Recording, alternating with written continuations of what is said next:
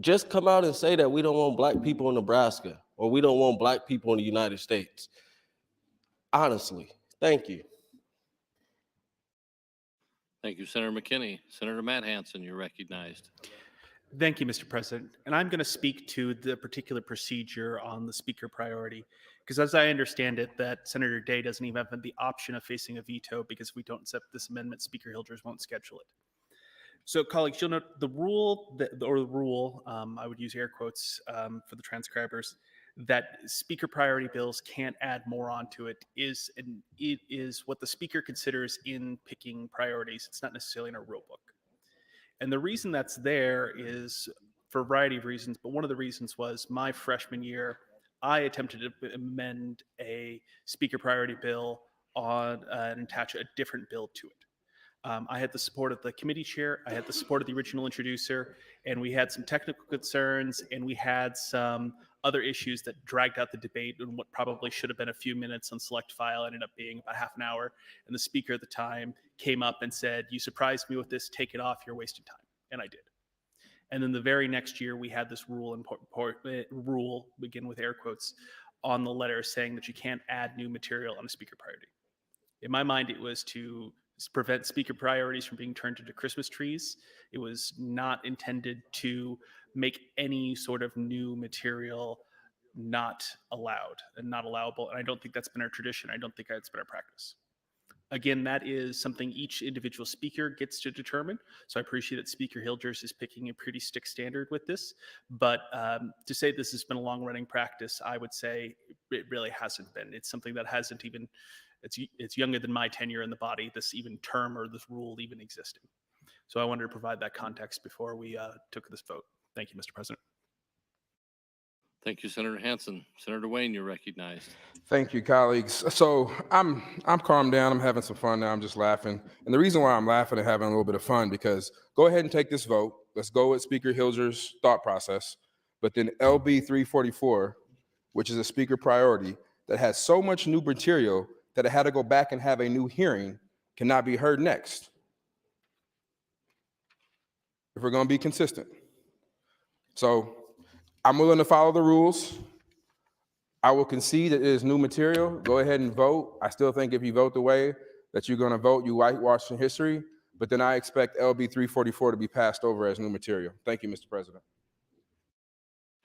Thank you, Senator Wayne. Seeing no one else in the queue, Senator Day, you're welcome to close on AM 2785. Thank you, Mr. President. I appreciate Senator Hinson mentioning that if this amendment does not get adopted, this bill will not get scheduled on final reading. So I don't even have the opportunity for a veto or a veto override because the bill will not get scheduled. So if it was up to me and I know that I could get it through and try to override a veto, I would be happy to do that, including Senator Wayne's amendment, but that's not the case with this bill. So again, I'm just trying to save the Holocaust education part of this bill, which is an extremely important and timely piece of legislation, and I think that it needs to get passed. So as I said earlier, I'm happy to work with Senator Wayne on a piece of legislation. It can have its own hearing and it can have its own day in court. This amendment did not have that, and I understand that with speaker priority bills, those things, they don't follow what we typically do with speaker priorities. So please vote green on Amendment 2785, and I appreciate the support. Thank you. Thank you, Senator Day. Colleagues, the question before us is the adoption of AM 2785 to LB 888. All those in favor vote aye. All those opposed vote nay.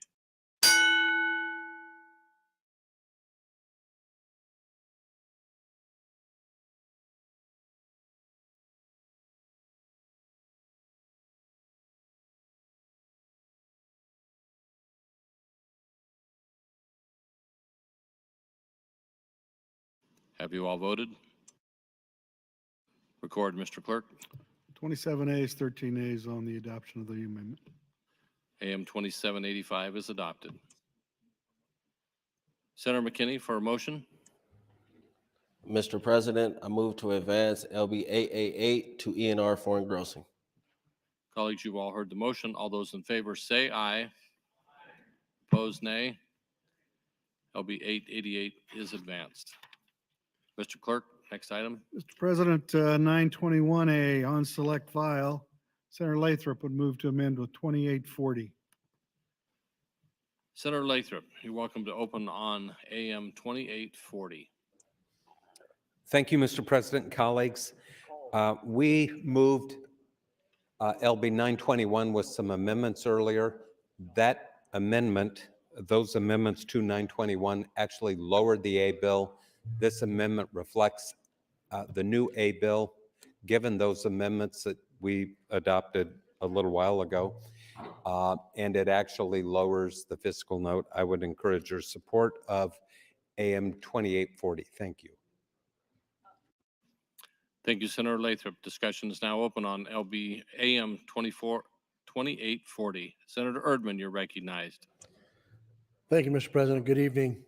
One of Senator Lathrop yielded a question. Senator Lathrop, will you yield? Yes, I will. Senator Lathrop, I didn't go back and look up what the prior fiscal note was. Can you share that with us? Do you know what it is? Yes, I can. So this amendment would change the fiscal note in this respect. The original was 1.258 million. It's now down to 1.176. Zero from the general fund where it was 246,000 before. Okay. I think in the second year, it's down from 1 million to 951, and from 493 down to 148. Okay. So there's why was- considerable why- savings as a result of the amendments. So why was the adjustment? What'd you change that made the adjustment? So that was the compromise or the work done by Senators Arch, Hansen, and Kavanaugh on, remember, part of it is the competency Okay. piece and the other part was the enrollment piece. They were both narrowed through the work of Senator Arch and Senators Kavanaugh and Hansen. Thank you. Thank you for clarifying that. Thank you. Thank you, Senator Erdman and Senator Lathrop. Seeing no one else in the queue, Senator Lathrop, you're welcome to close on AM 2840. Senator Lathrop waives closing. Colleagues, the question before us is the adoption of AM 2840 to 921A. All those in favor vote aye. All those opposed vote nay.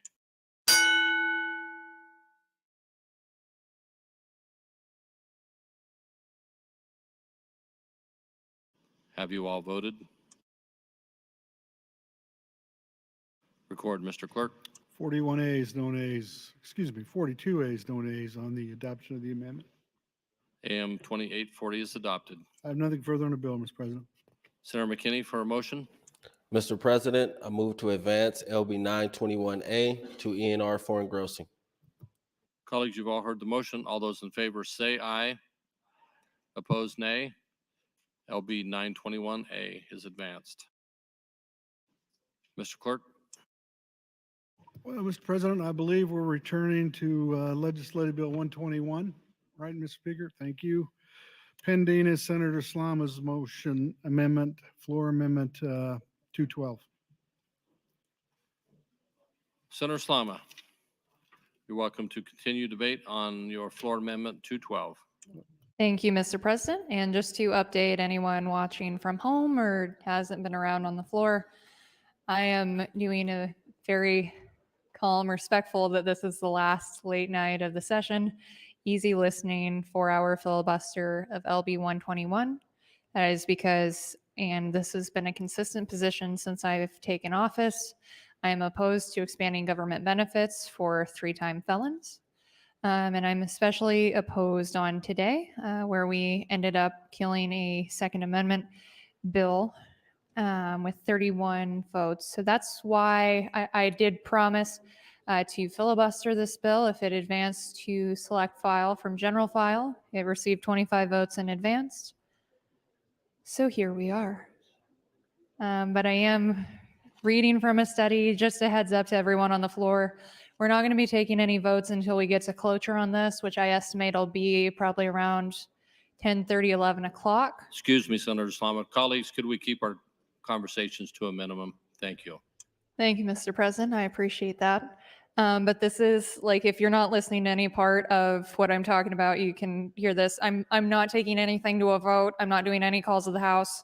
So if you want to leave, hang out in your offices, or even head home. If you're not supportive of cloture on LB 121, please feel free to check out if you'd like. I do anticipate this will be going to cloture. I have 3 more floor amendments posted after this, so if I run out of turns to speak on this one, I'll do a 10-minute introduction on my next one, have 3 turns at the mic, and then have a close. We'll repeat through that 2 more times, and then I have motions on my desk. One is to indefinitely postpone LB 121, which is treated the same in the order of priorities as an amendment. Then after that, once I start running out of turns on that, I will drop a motion to recommit LB 121 to the Health and Human Services Committee. And last but not least, we won't get this far because we will run out of time, but I do like having extra amendments handy if I need them. I will move to bracket LB 121 until the last day of session. So if you take nothing else from this turn on the mic, it is feel free to take the night off. I won't be doing calls of the House. Nothing will go to a vote. And I will just read from the studies I found. And I will continue to remain opposed to LB 121 and provide updates for anybody listening from home that might be confused as to what's going on. And yeah, I am reading for those of you following along from your computers from a study published in Behavioral Science Law in 2009. It's published on the NIH Public Access website, and it is entitled Violent Offenses Associated with Co-Occurring Substance Use and Mental Health Problems, Evidence from CJDA-TS. This is authored by Dr. Sachs, Dr. Cleland, Dr. Melnick, Dr. Flynn, Dr. Knight, Mr. Friedman, Mr. Pendergast, and Ms. Cohen. And it's a pretty interesting analysis. I am on page, I ended on page, sorry, I lost my mark here. I am on page 7 in the results section. Most of the way down the page on the subsection entitled The Association of Mental Health Problems and Substance Use Frequencies with Violent Offenses. So I will continue there with this turn on the mic and any subsequent turns on the mic that I'm yielded by my colleagues, or 1 minute. Thank you, Mr. President, or I'm granted just by turning on my light, which I need to do right now. I'm not yielding any of my time, so please don't. Thank you, Mr. President. So going back to that paragraph, in generalized linear mixed model analyses, 14 of 17 two-way interaction terms were not significant and were removed. The final model with these terms removed is summarized in Table 2. Older age was associated with a decrease in the probability of violence. And I will put a pin there and carry on at my next turn on the mic. But in short, I rise opposed to LB 121, and that's a pretty good summary of why I'm filibustering this bill and the process that I will use to get there. So thank you, Mr. President. Thank you, Senator Slama. And that was your 3rd opportunity on your floor amendment, so you still have your close. Senator Albright, you're recognized. Thank you, President. Is this my 3rd time on the mic? Your 2nd. Oh, my 2nd. Thank you. So you must have reset. Okay, so I do rise in opposition of LB 121. I had found finally on the 72 pages on page 37, I'm reading from the transcript that Chairman Arch, which I don't believe he's here in the room this evening right now. So he was asking if there were any other proponents for LB 121. Seeing none, is there anyone that would like to testify in opposition to LB 121? And he has Director Stephanie Beasley. Good morning, Chairperson Arch and members of the Health and Human Service Committee. My name is Stephanie Beasley. She spells it And I am the director of the Division of Children and Family Services that is within the Nebraska Department of Health and Human Services. DHHS is here to testify in opposition to LB 121, as it would allow a person convicted of a drug distributions to receive SNAP benefits. LB 121 also removes the requirement for an individual convicted of a drug felony to participate in or complete a drug treatment program as appropriate in order to be eligible for the SNAP benefits. So again, they're asking for the treatment process that they do have to complete the drug treatment program. LB 121 would allow someone still serving a term of parole, probation, or post-release supervision to receive SNAP benefits. It's important to note that as long as they receive treatment post-conviction, that they can receive the benefits at this point while on parole. DHHS is supportive of Nebraska residents striving to overcome drug addiction and rebuilding their lives after a felony sentence. DHHS does not believe that the system should support individuals convicted of 3 or more felony charges. Rather, DHHS supports completion of sentencing and participation in treatment programs as appropriate before receiving SNAP benefits. She thanks them for the time and the opportunity to testify. Be happy to answer any questions. Senator Arch thanks her and asks if there's any questions. Senator Michaela Kavanaugh, thank you and good morning, Director Beasley. Stephanie Beasley, good morning, Senator. Senator Kavanaugh, so we've heard about the cost for incarceration, How much does that cost? The average cost for SNAP benefits a month for a person? Stephanie Beasley. So the average benefit I think is $200, but hold on. I have the amount for you. It's the average benefit per household in federal fiscal year 2020 was $243 a month. The average benefit per person in federal fiscal year 2020 was $112 per month. Senator Kavanaugh, okay. So oftentimes when the department is here testifying in opposition to bills, it's because of the fiscal note, and this bill does not have a fiscal note. And so I thought perhaps at this time we would have you here in support because there's no fiscal impact. And it's clear that it's not a strain on the agency to execute this change in statute. Is that correct? Stephanie Beasley. Well, I think that was testified earlier as to being pretty accurate. There's 750 plus people were denied last year or deemed ineligible. So and Senator Kavanaugh says, well, according to the fiscal note from DHHS, not from our fiscal office, it says that basically that the cost could be absorbed within the department. Stephanie Beasley, right? So Senator Kavanaugh, so there's not really a burden to executing this program. Stephanie Beasley, correct. Senator Kavanaugh, okay, so it is a philosophical opposition? Stephanie Beasley, yeah, the cost would be absorbed. The benefits that are coming through 100% federal, and so the cost for determining eligibility could be absorbed within current. Senator Kavanaugh, right. Stephanie Beasley, because we are already determining eligibility on these applicants. Senator Kavanaugh, well, I'm just trying to be clear about what the actual opposition is. Time, Senator. Thank you. Thank you, Senator Albright. Senator Ben Hansen, you are recognized.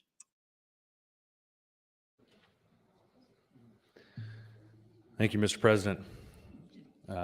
Appreciate what Senator Slama is trying to do here and kind of open it up and have some conversation about this topic. So I will yield the rest of my time to Senator Slama. Senator Slama, you are yielded 440. Thank you very much, Senator Hansen. Before I get back to the article, I was asked to remind everyone by the speaker that in order to conduct the business of the state, we do need 25 people checked in. So if you are planning to check out for the evening, please ensure that you are not the 25th person to check out. This public service announcement has been brought to you by the Nebraska Legislature. Returning to the article, we're on page 7, section results, subsection the association of mental health problems and substance use frequencies with violent offenses. We are on the second sentence, no, the third sentence of that paragraph. Both childhood conduct problems and hostility, as measured by the 2 scales from the CEST intake, were associated with an increase in the probability of violence. Table 2 shows that, for the most part, no direct relationship between the mental health items and the probability of violence was evident, but the analyses revealed some statistically significant complexities in which the relationship between a specific variable and violence depended on the value or level of 1 or 2 other variables. Drug use frequency.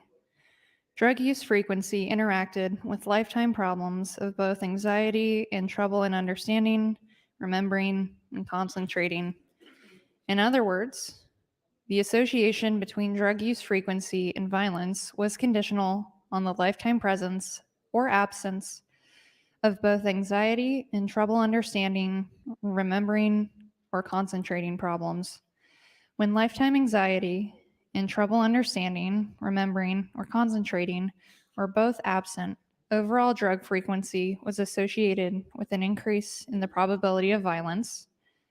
When lifetime anxiety and trouble understanding, remembering, or concentrating were both present, overall drug frequency was associated with an increase in the probability of violence. Also, when lifetime anxiety problems were absent and trouble understanding, remembering, or concentrating was present, overall drug frequency was associated with an increase in the probability of violence. However, when anxiety problems were present and trouble understanding, remembering, or concentrating problems were absent, overall drug frequency was not associated with violence. Alcohol quantity. Alcohol quantity interacted with suicidal ideation. When suicidal ideation was absent, alcohol quantity was associated with an increase in the probability of violence. However, when suicidal ideation was present, alcohol quantity was not associated with violence. Mental health problems. When drug use frequency was at its lowest, a lifetime anxiety problem was associated with an increase in the probability of violence. When drug use frequency was at its median and its highest, a lifetime anxiety problem was not associated with violence. When drug use frequency was at its highest, lifetime trouble understanding, remembering, or concentrating was associated with an increase in the probability of violence, but this was only marginally significant. When drug use frequency... 1 minute. Thank you, Mr. President. When drug use frequency was at its lowest, lifetime trouble understanding, remembering, or concentrating was associated with a decrease in the probability of violence. Also, when drug use frequency was at its median, lifetime trouble understanding, remembering, or concentrating was not associated with violence. I will pick up there on my next turn on the mic. Thank you very much, Mr. President. Thank you, Senator Slama. Senator Clements, you are recognized. Thank you, Mr. President. I was looking in the bill and I wanted to make it clear as to what the objection is. On bottom of page 5, it starts talking about a person shall be ineligible for these benefits, but that's what's stricken, and it's substitute a person convicted of a felony involving possession, use, or distribution of a controlled substance shall only be eligible for supplemental nutrition assistance program benefits under this subsection if such person, 1, has completed such person's sentence for such felony, or 2, is serving a term of parole, probation, or post-release supervision for such felony. So that's the change that has been added in this bill, which you'll notice has no requirement, especially for treatment. The original statute said that a person shall be ineligible for supplemental nutrition assistance benefits under this subsection if he or she has had 3 or more felony convictions for the possession or use of a controlled substance, or has been convicted of a felony involving the sale or distribution. And the one thing I wanted to get to was that they have completed a state licensed or nationally accredited substance abuse treatment program since the date of conviction, and that is part of the stricken language. And that's also why I'm in opposition to the bill. I would yield the rest of my time to Senator Slama. Senator Slama, 254. Thank you, Mr. President, and Senator Clements. Like Senator Lowe, Senator Clements does have a very soothing voice, so I think he provides a strong contribution and a voice of reason to this debate. Again, I'm filibustering LB 121 because I am opposed to expanding government benefits for 3-time felons, especially on a day where we've killed a bill on gun rights. I'll get back to my article that I'm reading from. We're on page 8, paragraph 3 of the subsection entitled Mental Health Problems. When alcohol quantity was at its lowest and its median, suicidal ideation was not associated with violence. However, when alcohol quantity was its highest, suicidal ideation was associated with a decrease in the probability of violence. In sum, drug use frequency and alcohol quantity were associated with an increase in violence for all but a select subset of offenders. Whereas of the six mental health problem items, just one was associated with an increase in violence, and then only for a small number of offenders. Sensitivity analysis. 2 additional analytic strategies were employed to check that important associations between mental health problems and violence were not being missed. In one alternative strategy, each of the 6 mental health problems was considered separately to avoid any multicollinearity due to the co-occurrence of different problems. In these analyses, the unique association of each mental health problem was the probability of violence was essentially the same as when all 6 problems were considered together, as reported earlier. Thank you, Mr. President. In another alternative strategy, the total number of mental health problems endorsed replaced the 6 individual items. Following the same model simplification strategy as described above, an interaction between the mental health problem sum and alcohol quantity remained. When none of the 6 problems was present, alcohol quantity was associated with an increase in the probability of violence.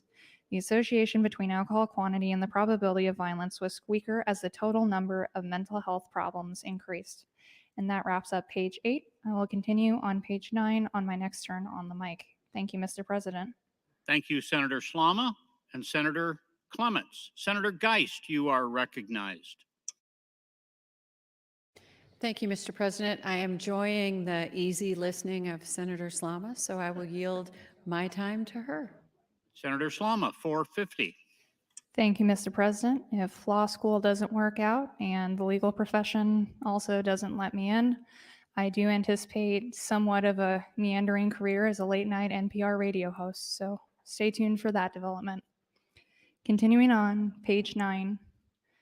At the lowest level of alcohol quantity, the number of mental health problems was marginally associated with an increase in the probability of violence. As alcohol quantity increased, the association became weaker and then negative, but was never significant. As in the primary analysis, aging was associated with a decrease in violence, whereas childhood conduct problems, hostility, and overall drug use frequency were each associated with increases in the probability of violence.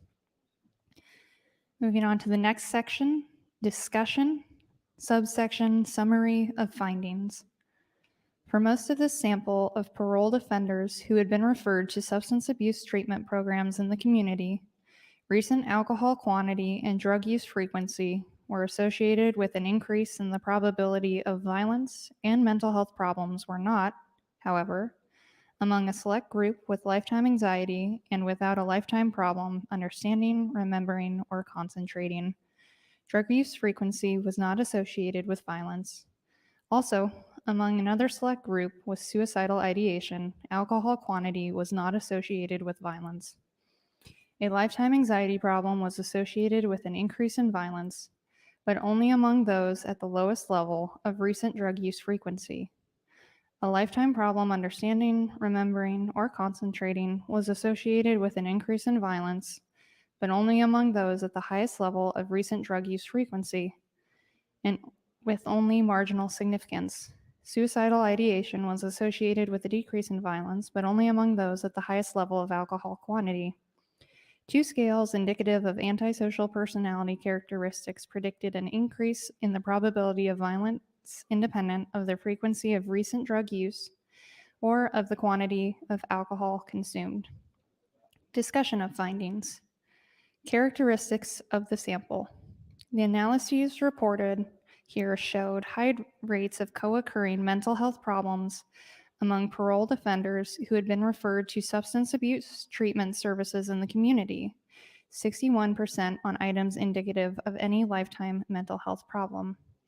These rates are consistent with those found in the studies of substance abuse programs in the community, including studies in 2000 and 1997, and in prison, Schwartz 2006.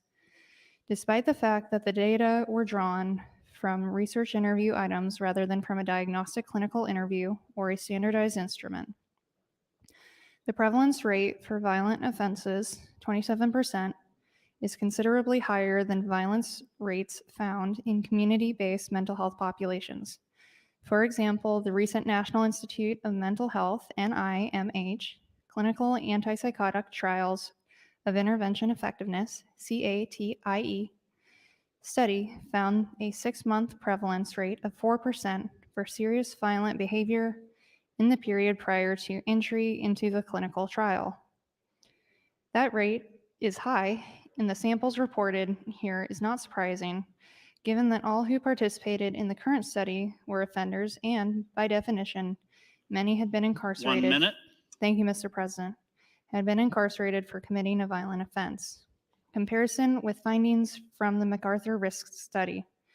The results of the current analyses are similar to those of the MacArthur risk study, in that both studies demonstrated that the risk of violence increased as alcohol and drug use increased. Both studies found more limited and specific associations between mental health problems and violence. The current results are from a sample of offenders referred to substance abuse treatment programs in the community, differing in some important aspects from those in the MacArthur study. That concludes page 9. We'll pick up on page 10 on my next turn on the mic. Thank you, Mr. President.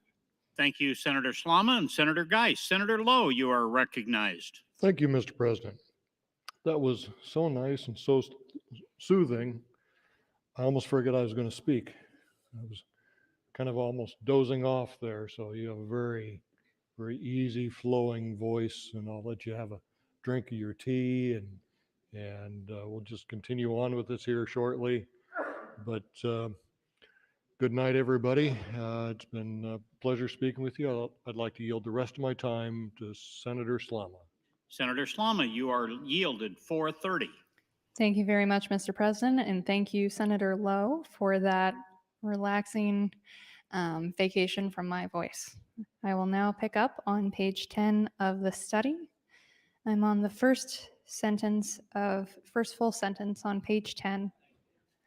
Initial reports of the MacArthur data indicated that any drug or alcohol use among individuals discharged from mental hospitals increased the risk for violence, while mental disorders had only minimal effects, whereas a reanalysis of data from the MacArthur study found a relationship between severity of both drug and alcohol use and violence.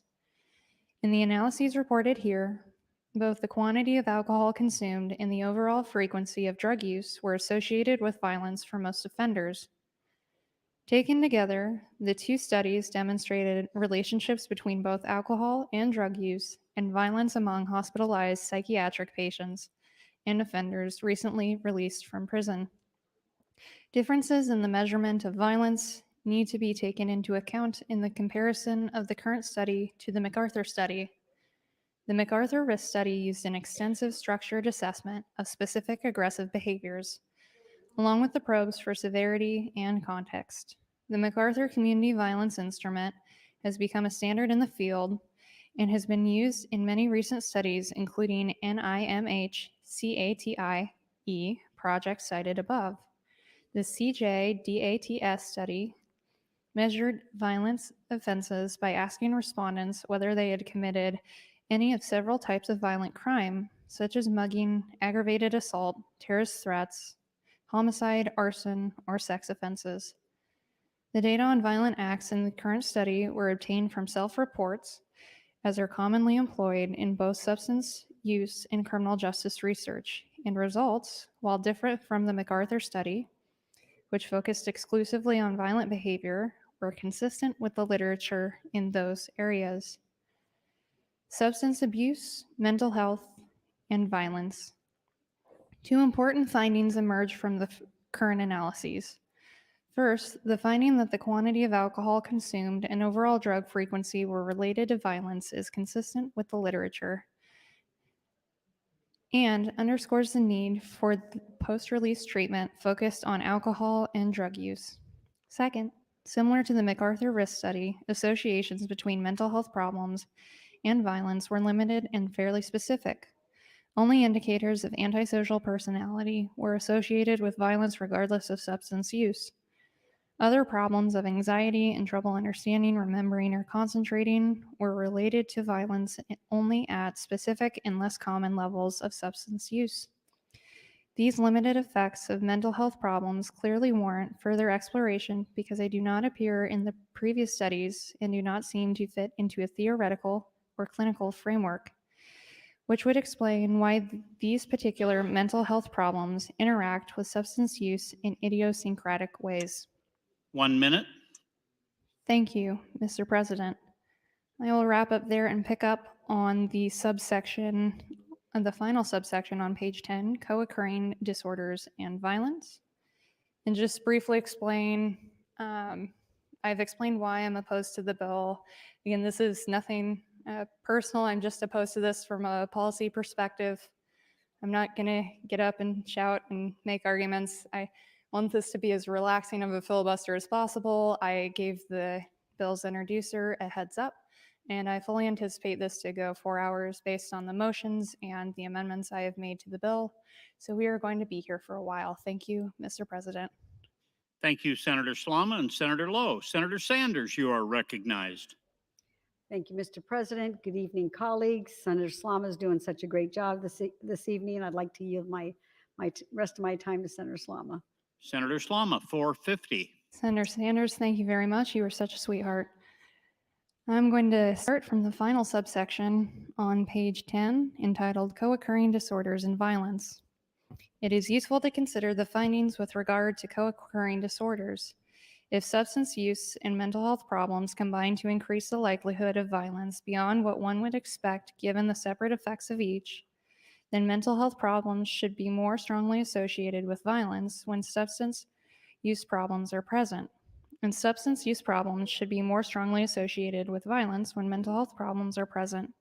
Yet, in all of the interactions examined, this pattern emerged only once. A lifetime problem understanding, remembering, or concentrating increased the probability of violence when drug use frequency was high and decreased the probability of violence when drug use frequency was low. Although this interaction did follow the expected pattern, the simple effect of the mental health problem at the highest level of drug use frequency was only marginally significant. Other interaction effects emerged with an opposite pattern. That is, mental health problems increased violence most when drug use was less frequent and when less alcohol was consumed. Also, substance use did not interact with childhood conduct problems or with hostility. On the whole, this suggests that substance use and characteristics of antisocial personality disorder are relevant to violence, but these associations with violence remain, for the most part, unaffected by the presence of other mental health problems. Subsection Limitations. Because sex offenses were considered to be violent offenses and because registered sex offenders were excluded from the TCM study, Offenders whose only violent offense was a sex offense were likely underrepresented in the sample. Similarly, parolees who would have otherwise been eligible for the SNO study were excluded if psychotic features were present. This suggests that certain mental health problems, particularly the most severe types of mental illness, were likely underrepresented in this sample. Future studies of co-occurring disorders and violence should address this whole spectrum of substance use and mental health problems, as well as all types of violent offense. Less restrictive inclusion criteria may be more feasible when these relationships are studied outside of the context of treatment. It was not possible to ascertain whether substance use and mental health problems preceded violent offenses. It is possible that the mental health and substance use problems observed were the result of committing violent offenses rather than the cause. Ideally, the associations observed here should be confirmed in prospective longitudinal studies. For example, it would be useful to follow individuals with co-occurring disorders prospectively so that the presence of co-occurring disorders would be established before violent offenses were observed. Items available to characterize mental health were limited in at least 3 ways that should be taken into account when comparing the study to others reported in the literature. First, participants were only asked whether a particular problem was present or absent. It would be useful if future research on co-occurring disorders and violence were to obtain greater detail on the age of onset, frequency, duration, and severity of mental health problems. Second, in the TCM and SNO studies, structured clinical interviews could not be conducted with 1 minute. participants. Thank you, Mr. President, to obtain specific diagnoses. In future studies, it would be helpful to obtain information on diagnoses in addition to specific dimensional measures of mental health problems or symptoms, which would permit the examination of the relative contribution of symptoms or problems and what specific disorders to risk for violent offenses. Finally, the items available to these analyses were far from comprehensive with respect to common mental health problems or symptoms. Thank you, Mr. President.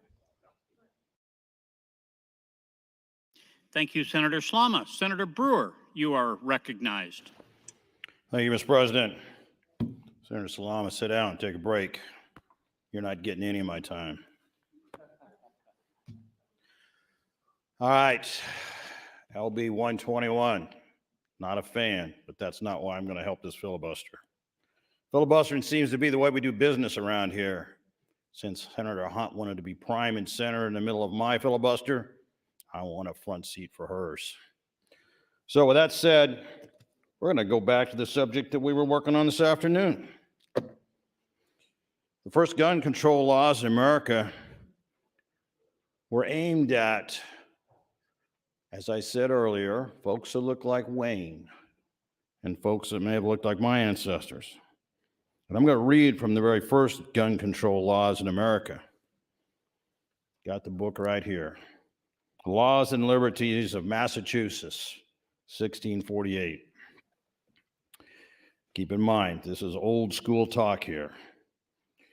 And I quote, "Nor shall any man with any jurisdiction, directly or indirectly, amend, repair, or for cause be amended to repair any gun, small or great, belonging to an Indian, nor shall endeavor the same, nor shall sell or give any Indian, directly or indirectly, any gun or any powder, shot, lead, mold, or any weapon or armor, upon the paying of 10 pounds of fine, or at least as much for at least as much of an offense, and that the court of the assailant shall have the power to increase the fine or impose corporal punishment at their discretion." Now, I'm thinking that before 1865, the end of the Civil War, there probably wasn't very many people of color that were allowed to have guns. At that time, the United States was engaged with the Native Americans all across the West. I'm pretty sure they weren't supposed to have them, and they would have preferred they didn't have them. So if you look at gun control and the root of it, it is racist. Now, earlier, I made comments about taking coup with my enemy. Most of you sloughed that off. That's fine. Go ahead and do that. But I will tell you that as soon as I finished up, I went downstairs, did 3 television, 4 radio interviews, got the weekly going to 28 newspapers. We're going to call out everyone who stood against the Second Amendment. And I also went farther to say, listen, I want to know if they're running for office, who they're running against. I want to go out of my way to help them. Because the only way we're ever going to change this body is to change the faces in here. Because it's obvious the ones in here have a true dislike of the Second Amendment. They like to hide behind, well, you know, the police didn't feel comfortable with it, so I'm not comfortable with it. It was a good cop-out, and they were successful. I'll give them that. But that doesn't keep me from taking coup or making sure that everyone understands what happened here this afternoon. And I think some folks are going to be surprised. I got a hold of all the national gun organizations, and I said, I want you to work as hard as you can to help everyone who is opposing these individuals, because they are enemies of the Second Amendment. In many cases, they're also supporters of abortion. You're in Nebraska and you oppose both of those. Good luck. We'll see how that works out for you. Thank you, Mr. President. Thank you, Senator Brewer. Senator Erdman, you are recognized. Thank you, Mr. President. I appreciate that. I had forgotten that when they stopped for those bills that we brought back from final reading, my light had gone off. And I went up and asked Senator Hughes what happened. And he said, you need to be aware of the situation. He didn't say that. He just said, here's what happened. So I appreciate that. So we're talking about LB 121. And I went back and looked at the vote. And there was 25 yes. So one more no or not voting, we wouldn't be in this conversation this evening. So the committee statement, I reviewed that, and it was 5-3. It barely got out of committee. And then it barely passed general file, and here we are on select. So the committee statement says the following things about what LB 121 does. It says LB 121 relates to eligibility for Supplemental Nutrition Assistance Program, better known as SNAP, and would eliminate a lifetime ban on SNAP for drug felons if certain requirements are met. LB 121 strikes the language in Section 4B that makes any person with 3 or more convictions for the use or possession and persons convicted of distribution or the intent to sell or distribute a controlled substance ineligible for SNAP. Section 1, page 5, lines 15 through 17, these persons would now become eligible for SNAP subject to other provisions in Section 4. So as I read that, I begin to think, so if you're a felon that has done drugs and distribution once or twice, you are still eligible for SNAP. It's only those people who have done it 3 times that makes them ineligible. Then it goes on to say, the remainder of Section 4 is amended to limit SNAP participation for drug felons. Under the new language inserted into Section 4B, a person convicted of a felon involving a possession, use, or distribution of a controlled substance would only qualify for SNAP if they have completed their sentence for the felony or are serving a term of parole, probation, or post-release supervision for such felony according to Sections 1, page 4, line 31, page 5, lines 1 through 5. Okay, so it's amazing to see that you can have a felony, one felony for drug distribution and still get SNAP. And the second one, you still get SNAP, but on the third one, you don't get it anymore. And it's according to what this says in the committee statement, there must be a lifetime ban on SNAP for felons. So you would think after the first and second time, you would have learned that if I do this again, I may not get anything to eat. I was opposed to 121 when it came up the first time, and nothing has changed. I'm still opposed. And so we spend a lot of time here talking about the people who break the law. And we spend very little time talking about those who are injured or have ramifications from people who break the law. And we wonder why so many people are in jail or in prison. 1 minute. I've got an idea on that. I think it's because they broke the law. Because I have never been in jail or in prison. It's because I don't want to go there. So I try to abide by the laws that are in place that I understand. And I avoid going there. It's very simple. Don't break the law. You don't get to go to prison. I don't know, some think we need to have a sign in the bus that says it's illegal to beat up a bus driver. That is foreign to me. As I said the other night on that bus driver thing, we protect animals more than we do babies. That is peculiar. Thank you for your time. Thank you, Senator Erdman. Senator Albright, you are recognized.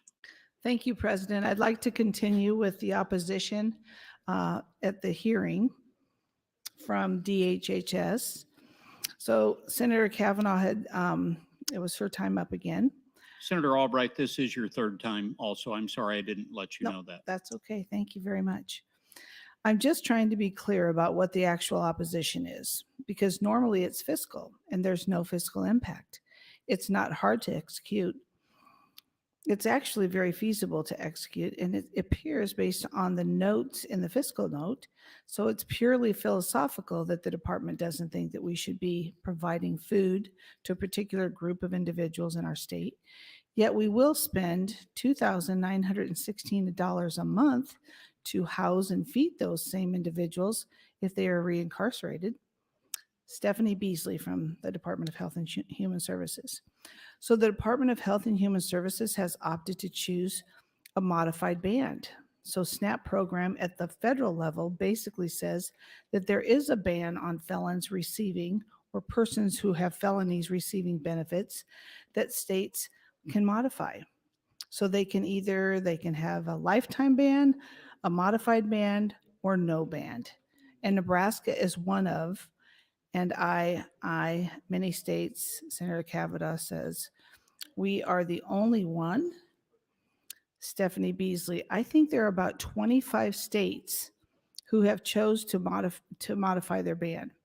Senator Kavanaugh, well, we don't have nothing. Nebraska is the only state that has not done a modified band or a no band. Stephanie Beasley, the modified ban is a requirement for treatment prior to receiving benefits. Senator Kavanaugh, okay, so I just am struggling to understand the department's position on this. If the federal government had never implemented this program when they did the war on drugs, would the department be asking us to ban convicted drug felons from access to SNAP?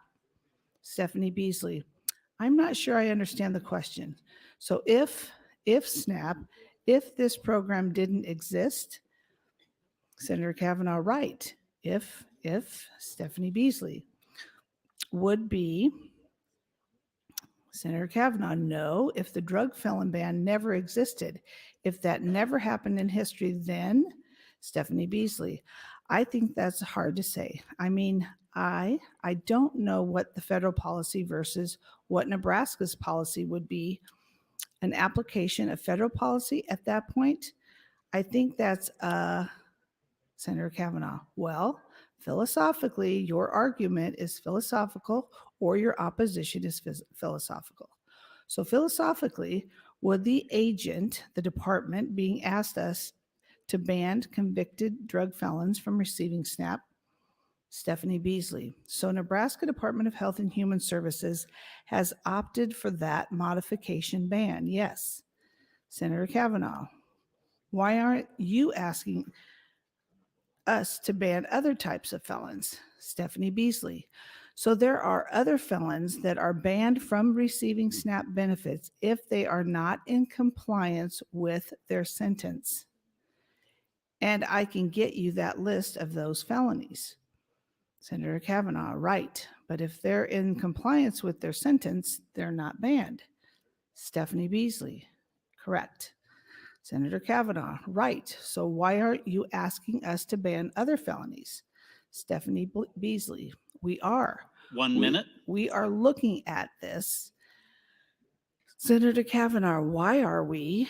Stephanie Beasley, chosen. Senator Kavanaugh, why are we not expanding this to ban sex traffickers? Stephanie Beasley, so those felony convictions can be banned if they, Senator Kavanaugh, they can be banned.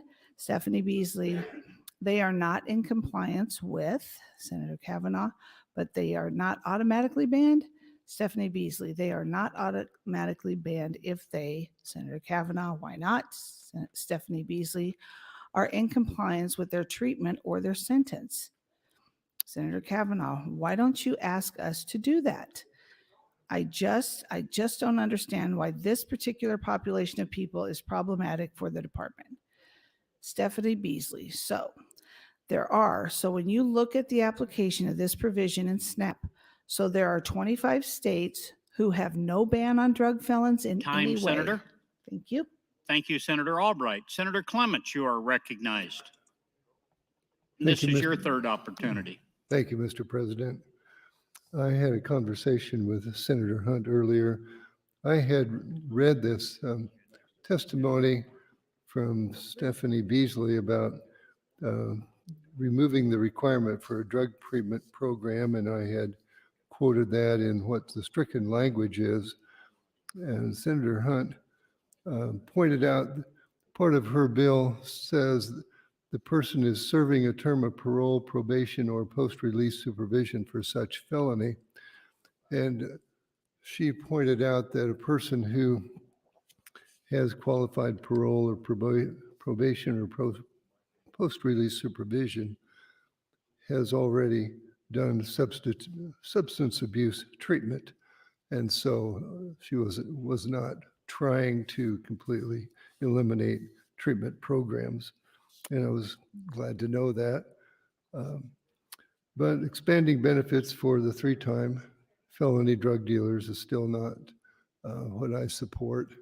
And I think two chances to reform your actions is reasonable. And after 2 convictions, a person still eligible for SNAP, and I see, that the committee had 3 no votes of committee members. We've debated this bill, a bill like this before, and did not pass. And I voted no on general file, and I still am in opposition. And I would yield the rest of my time to Senator Albright. Senator Albright, you are yielded 3:10. Thank you, President, and thank you, Senator Clements. So I'll continue. Stephanie Beasley was just saying that there are 25 states who have no ban on drug felons in any way. 23 states, including Nebraska, who have chosen to have a modified ban, allowing under certain circumstances for the recipient to receive that, and 5 other states with permanent bans for all felons for drug conviction. Senator Kavanaugh asks, I'm not talking about what the other states are doing or if it's modified bans. Stephanie Beasley, I understand, Senator. Senator Kavanaugh, I do not understand why the Department of Health and Human Services has a problem with approximately 700 Nebraskans having access to food. Why? Stephanie Beasley, so. Senator Kavanaugh, why are you coming in opposition? I just don't understand. Stephanie Beasley, so the opposition is, Senator Kavanaugh again, this is not clear. Stephanie Beasley, the opposition is the preference and the push for treatment. So if they have completed treatment, then they are eligible unless it's a, Senator Kavanaugh interrupts, but they can't complete treatment. Stephanie Beasley, it's a distribution or selling conviction. Senator Kavanaugh, right. So we still, okay. Arch, thank you. Senator Walls. Senator Walls, thank you, Senator Arch. The testimony from Derek was really great. Thank you. It was 5 years. He or his release from incarceration was in March of 2012, and then he became ill and asked for help again in 2017. I'm just wondering if there is a way that the department could possibly work with Senator Hunt to possibly fill that gap. The other thing that we heard was that it takes 3 to 6 months for somebody to even get into treatment. 1 minute. Which is, as you know, that's the first of 3 or 4 months is critical to a person's ability to succeed. So I'm just curious if there's an opportunity for you to work with Senator Hunt, and maybe Stephanie said certainly. Senator Walls, see if you can do something to help. Stephanie Beasley, certainly. Senator Walls, people, since they're, Stephanie Beasley said. And Senator, you asked a question earlier about how many treatment facilities, and I believe there are 55 inpatient.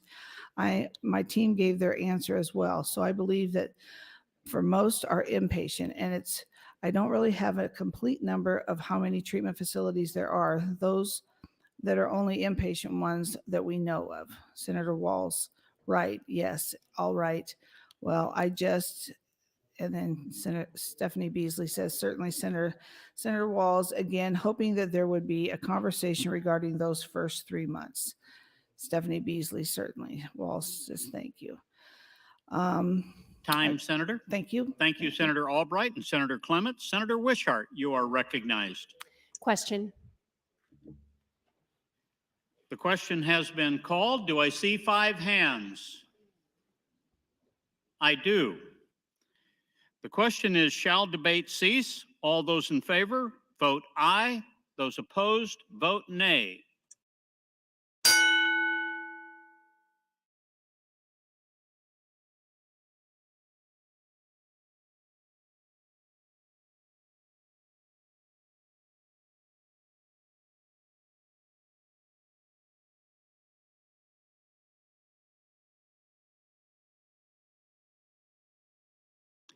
Have you all voted that wish to vote?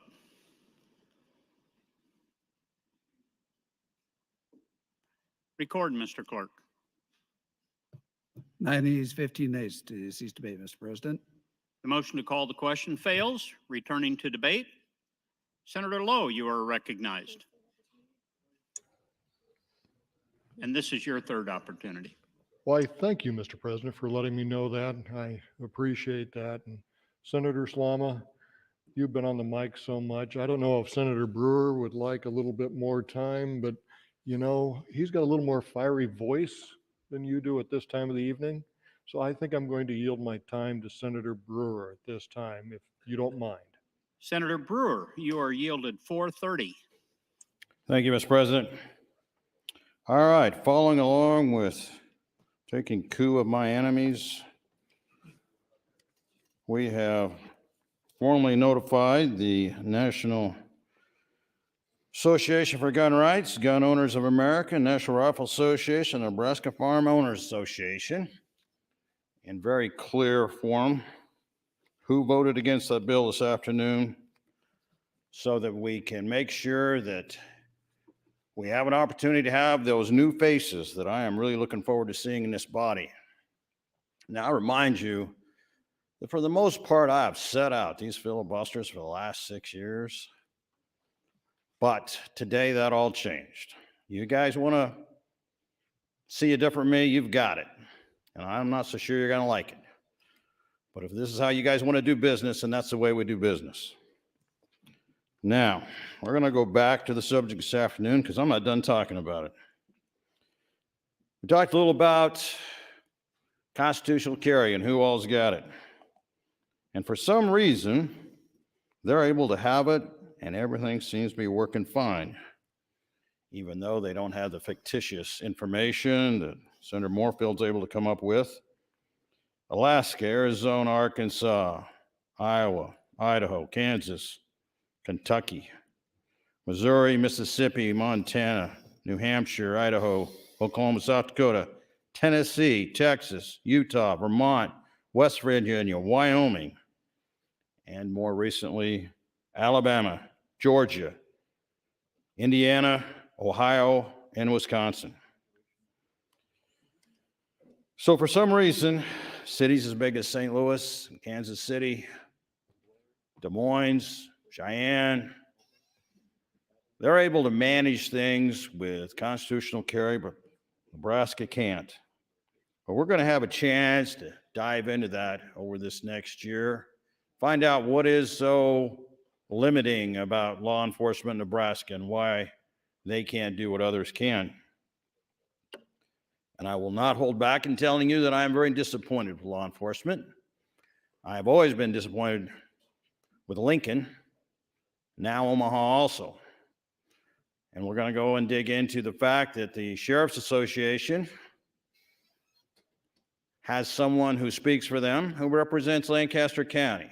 Terry Wagner does a good job of that. Unfortunately, he's forgot about 91 of the other deputy sheriffs across the state. So, as we dabble into why all these other states seem to be able to have concealed carry, we'll see why we're different. But we're going to have to take a look more at the defense or the criminal defense attorneys and ask them how many of these folks that are being arrested have concealed carry permits. Let's see who the criminals are and how many are breaking the rules that are just Nebraskans wanting to carry. Now, they said the price, the expense is not an issue. 1 minute. I will put that into question because there are some who that does make a difference whether they can have it or not. But it's an excuse not to vote for the bill. I understand that.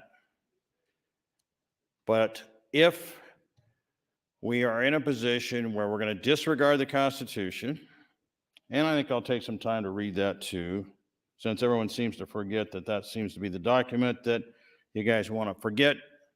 Unless it's convenient or something that you want to use out of there, then it's a real important document.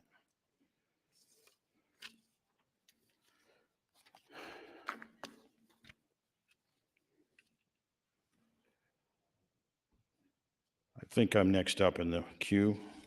Is that correct? That's correct, Senator Brewer. And your first time is up, so you're starting now on your second time. Thank you, Mr. President. There was a point in this body where I felt that friendships mattered, and that even if you didn't necessarily like a bill, if someone had been there for you and helped you, whether it be in committee or here on the floor, that there was a unsaid oath of allegiance to work with one another. Now, for some reason this afternoon, we were able to throw that all out the window.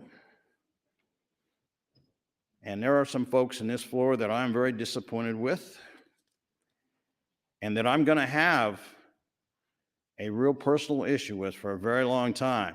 And maybe we'll get over it, maybe we won't. But I have come to question a lot of things. We were able to endure the committee hearing. And again, I regret that I didn't bring everyone that I could have in for that hearing. I won't make that mistake again. Everyone said, well, you should have waited for that committee process. Full well knowing that's a bunch of bull. There's no way to get it out of committee. So the only thing we could do is pull it. So we endured the pain of pulling it. And everybody standing up and saying how, boy, I like the bill, but they just can't handle this pull motion. That's just wrong. We should be pulling. Even though it's in the rule book, It's not a rule you like, so that's the reason you want to get up and talk on it. Plus, there's a good chance you might kill the bill there, and then it would never make it to the floor, and you didn't have to discuss it. But we endured that poll motion. And then we went into general file for 8 marathon hours of listening to folks get up. Now, on that first time around, I asked folks to get up and speak what they thought on the bill. And we heard good information, a lot of bull, but we went the 8 hours. Then it got moved to select, and select got moved until we were at the end of the line. And the problem with that is, guess what? You can't amend anything. So we went another 4 hours. This time, I asked folks to stand down, those that cared about the Second Amendment. And they did. And we let the crazy gun haters get on the mic and wear it out.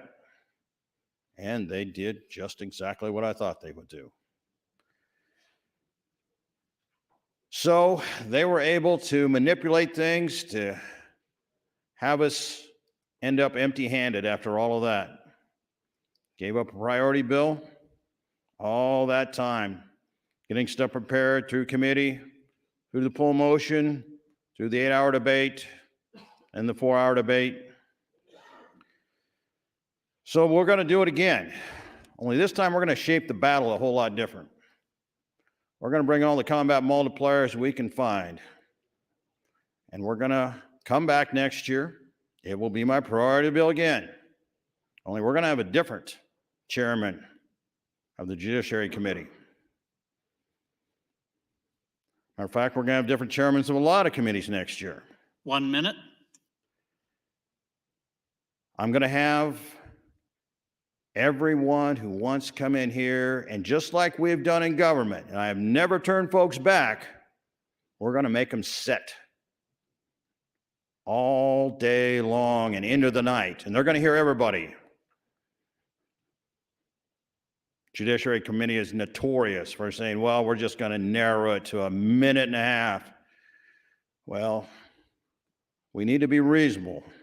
I've never asked for less than 3 minutes with folks in government, and that's on voter ID and all the other painful things that we end up with.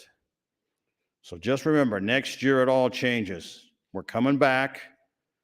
We're going to shape the battlefield ahead of time, and it's going to be a different story. So enjoy this win for the gun haters that spoke today, because this ain't over. Thank you, Mr. President. Thank you, Senator Brewer. Senator Erdman, you are recognized. Thank you, Mr. President. I appreciate Senator Brewer's commitment to coming back with his priority bill again. I appreciate that. I understand where he's coming from. I've been here 6 years, and I have yet to get one of my priority bills past general file. Perhaps it is because some of those were changed the valuation of ag land for taxation, and a few others that are kind of significant. So make no small plans, they don't stir men's souls, so I guess you got to think big. That's what Senator Brewer was doing. So Senator Brewer, one of the things that disturbed me as much as the vote on the consumption tax on Tuesday was the lack of attendance on the floor. At one point, I asked Senator McDonald, how many are here? At one point, it was 15. At another time, it was 18. I passed out a 3-ring binder with a dynamic study in it and all the information that was needed for them to understand what we were trying to do. And most didn't even bother to open the book.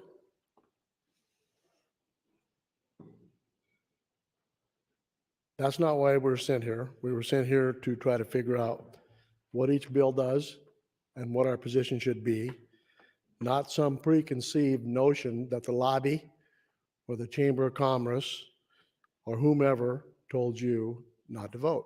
So you go to your office. What I should have done is done a call to the House and had you all come and sit here and listen. The results would have been the same. But I didn't do that because I want to respect your time. But you had no respect for what I was trying to do. None. So there are several votes that were very significant this year. The abortion bill. There was a lot of people that thought the epic consumption tax should have moved. And what was disappointing about the vote was those who are supposed to be so-called friends voted no. I vote for all the things they bring, stand up and help them on all their issues,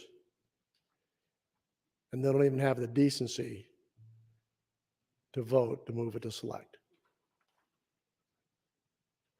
So Senator Brewer's bill today, 31 votes, over 67% of the body agreed with him, but it wasn't enough. So Senator Brewer, not only are we going to change the committee people, Chairman, we're going to change the rules. I'm sick and tired of the minority winning here, and that's what's happened. If we had a bicameral, we wouldn't have all of these issues that we continue to fight over. They would have been settled long, long ago. So when Chuck Norris put the unicameral in place, he knew that he was going to shift the power to the east. It's working. It's working quite well. And you people listening back home, if you think you are the second house, you have totally missed it, because you are not. Chamber of Commerce, university, schools, 1 minute. and those who collect property tax are the second house. I yield the rest of my time to Senator Slama.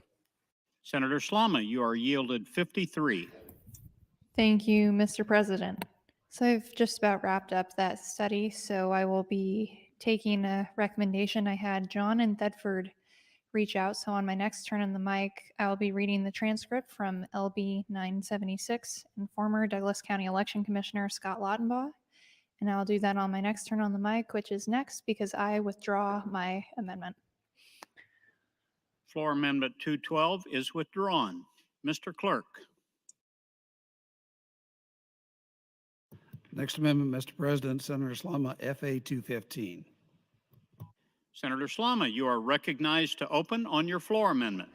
Thank you, Mr. President. As I referenced earlier, John and Thedford shot me a message and recommended that I read former Douglas County Election Commissioner Scott Lautenbaugh's commentary on LB 976.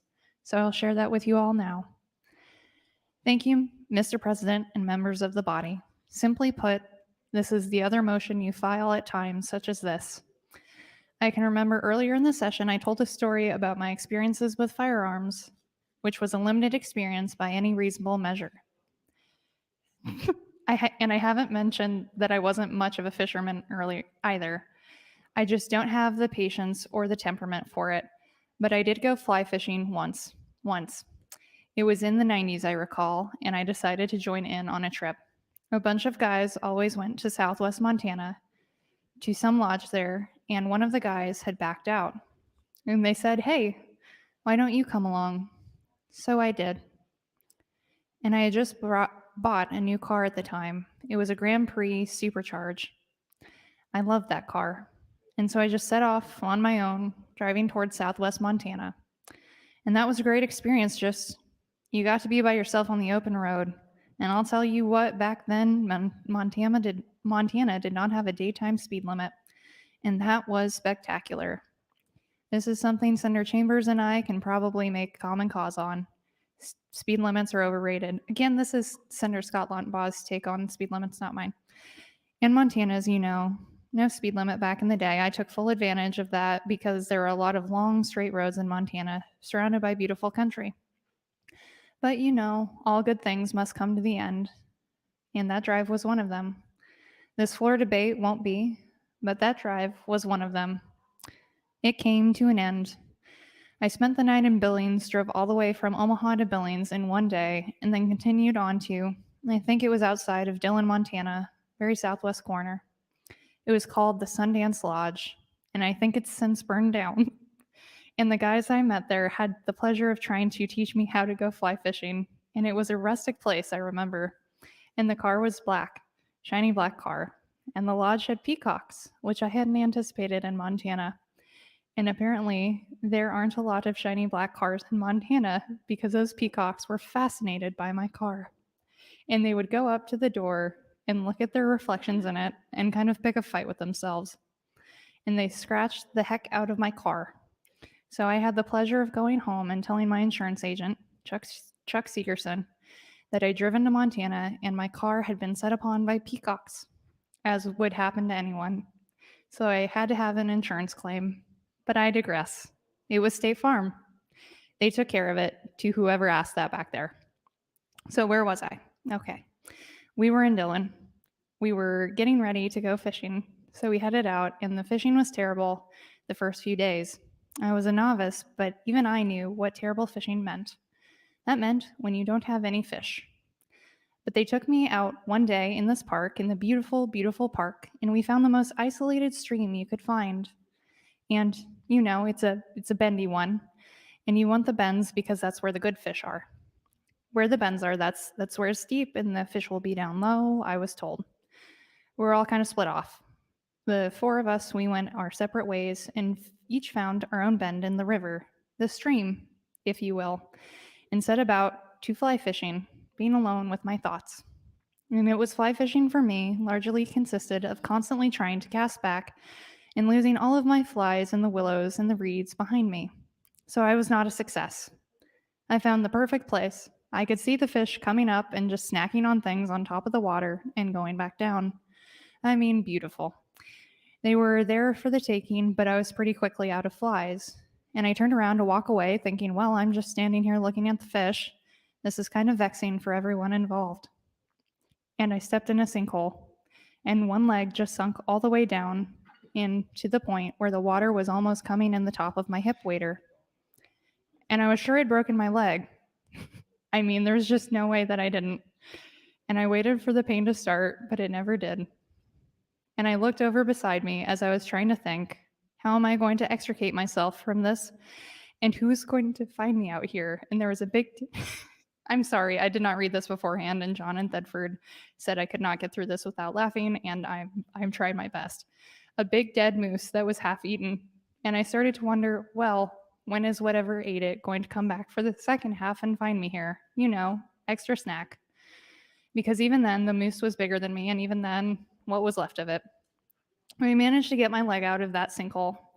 And you don't just start yelling for your friends, hey, I'm out of flies, you know, because you're not supposed to make noise. You're fly fishing. You're communing with nature, being quiet. So I just started kind of quietly walking along the banks of the stream until I could find the other guys. And some of them were apparently as bad at this as I was, because pretty soon everyone was back out of flies. And then it fell to us to find our way back to the car, the truck, which was another adventure in of itself. But we all made it out alive, and I never saw anything come back to finish that moose. It's probably for the best. I know about as much what was eating on that moose as I do what horses eat. You've heard me talk about them. Horse food would be the answer. So I just spent the rest of the trip, you know. I can say I've done it. I can say I've gone. I went fly fishing. I wasn't successful at it, but I have the experience at least. And I kind of spent the rest of the trip just tooling around in southwestern Montana. And it's beautiful country, and I don't regret a minute of it. And I can say I have been fly fishing now. But it really didn't take, because I just don't think I have the temperament or the patience for that. And maybe I'm a social animal. I like having people around. And being out there by myself, even without one leg stuck in a sinkhole, was not my idea of a good time. Maybe after this session I'll feel differently. Maybe I'll just get in my car and drive out there again and look for whatever ate that moose. But, and that might illustrate some of what we're talking about tonight in a roundabout way, I guess we have to have the patience for the process as well, because we had a way out of this that we didn't take. And I think oddly enough, you're saying, well, you're the one who's putting us through this. I'm one of the ones, that's true, and I think people after this are making decisions too. If we keep on talking about the redistricting bill, we won't go to the things after it. And some people don't want to get to the things after it. and that's okay too. When I was talking about the great things to come on the agenda before, I really hadn't read it. I think I need reading glasses now. I couldn't see what was on the agenda. I was bluffing. It may all be terrible things. We may be better off listening to me for the rest of the evening. For the record, that's the story of me and fishing. I like to keep my promises, but earlier in the session I did say I've got a fishing story too. There's not time to tell it this morning, but this evening we apparently have nothing but time. So the fish won the day, I would have to say. They got past me, but the old saying, there are no bad experiences, that would surely count because I enjoyed myself up there, and I enjoyed the ride home, honestly, just as much as I enjoyed the ride there. And how often can you say that? Usually, the way home from a trip is just drudgery. You've had all the fun you think you're going to have, and oh well. But I did love that car, and it was pretty much just like the one I killed in 2008 driving down here on that snowy morning that I totaled out by Waverly. I've had 3 Grand Prix in a row. And by the time I wrecked that last one, they didn't make them anymore. So now they don't even have the Pontiacs anymore, so I guess that day is done, and we're poorer for it. Now I have a big, slow 300, and I still don't fish. So I'm not sure what you take away from that story, but you can't say you weren't told. Thank you, Mr. President. And that is from John in Thedford, who recommended I read that part of the transcript from former Douglas County Election Commissioner Scott Lautenbaugh during a similar filibuster on a late night session in 2014. I think there's a lot we can take away from this story, whether you find yourself feeling like the 1 minute. former election commissioner stuck with his leg in a sinkhole, looking down the cold, dark face of death, his friends watching his incompetence as he fly fishes, or the half-eaten moose, or whatever came back to finish the moose. Thank you, Mr. President. Thank you, Senator Slama. Senator Sanders, you are recognized. Thank you, and good evening, Mr. President. Thank you, Senator Slama, for that great fishing story. It gets me all ready for my fly fishing trip in June, so thank you for that. I believe Senator Brewer had some thoughts to finish, so I will yield my time to Senator Brewer. Senator Brewer, 4 minutes 40. Thank you, Mr. President. Thank you, Senator Sanders. All right, we're going to go back to where I was because I'm not going to let go of this one. Talking about what happened this afternoon, and you're going to hear about it because everybody that wanted to hear about it, I shared with on television and radio. So you go home tonight or you get up in the morning, there's probably somebody going to be talking about my comment about taking coup with my enemies. Now, that may seem harsh to some of you guys that I want to call people my enemies over that. Part of that's just a term used. But part of it is a disgust that's burning into my gut that isn't going to go away. So there's a few people here that need to cut a wide swath around me for a while because it ain't going to change. Maybe that's an old native thing. The Sioux hate the crow, and we've never changed. But let's run down this list of folks that decided this afternoon they didn't want to respect folks' desire to have a Second Amendment. Because a lot of these folks are running for office or they're running for re-election. That's why I didn't have a problem telling the world exactly how they voted. And I think there's more to it than just this list when we get down to it. We're going to go back and talk about that. Blood, Bostar, Kavanaugh, Day, DeBoer, Geis, Hansen, Hilkeman, Hunt, Lathrop, McCollister, McDonald, Moorfield, Banzing-Brooks, Vargas, and Walls. Some have the trifecta. They decided they'd vote against the abortion bill, 933, and they decided that they weren't going to let folks have a chance to have a say on consumption tax. So here are the trifectas. Now keep in mind, we're also talking about you trying to get elected in Nebraska, and this is how you vote. So the trifectas: Blood, Bostar, Kavanaugh, John. Kavanaugh, Michaela voted for that. Day, DeBoer, Matt Hanson, McCollister, Moorfield, Pansy and Brooks, Vargas, and Walls.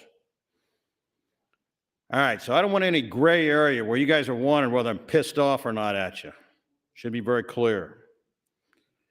Now, some are saying, listen, you're getting carried away. You have too much of a passion.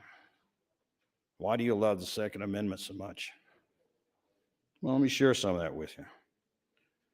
I grew up, and you kind of had to hunt just to make enough money to have those extra things in life and to eat things.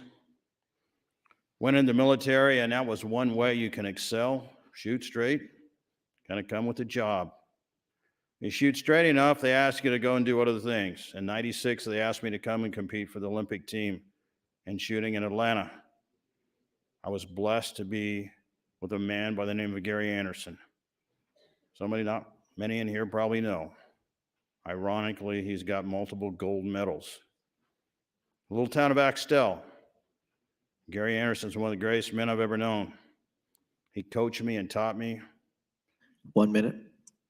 And I learned to respect him and respect the fact that he had dedicated his lifetime to teaching people to shoot.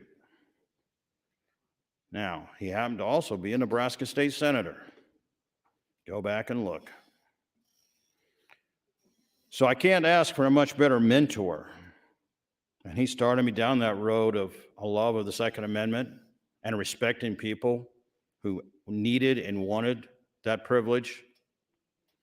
I'll finish next time. Thank you, Mr. President. Thank you, Senator Brewer. Senator Halloran, you're recognized.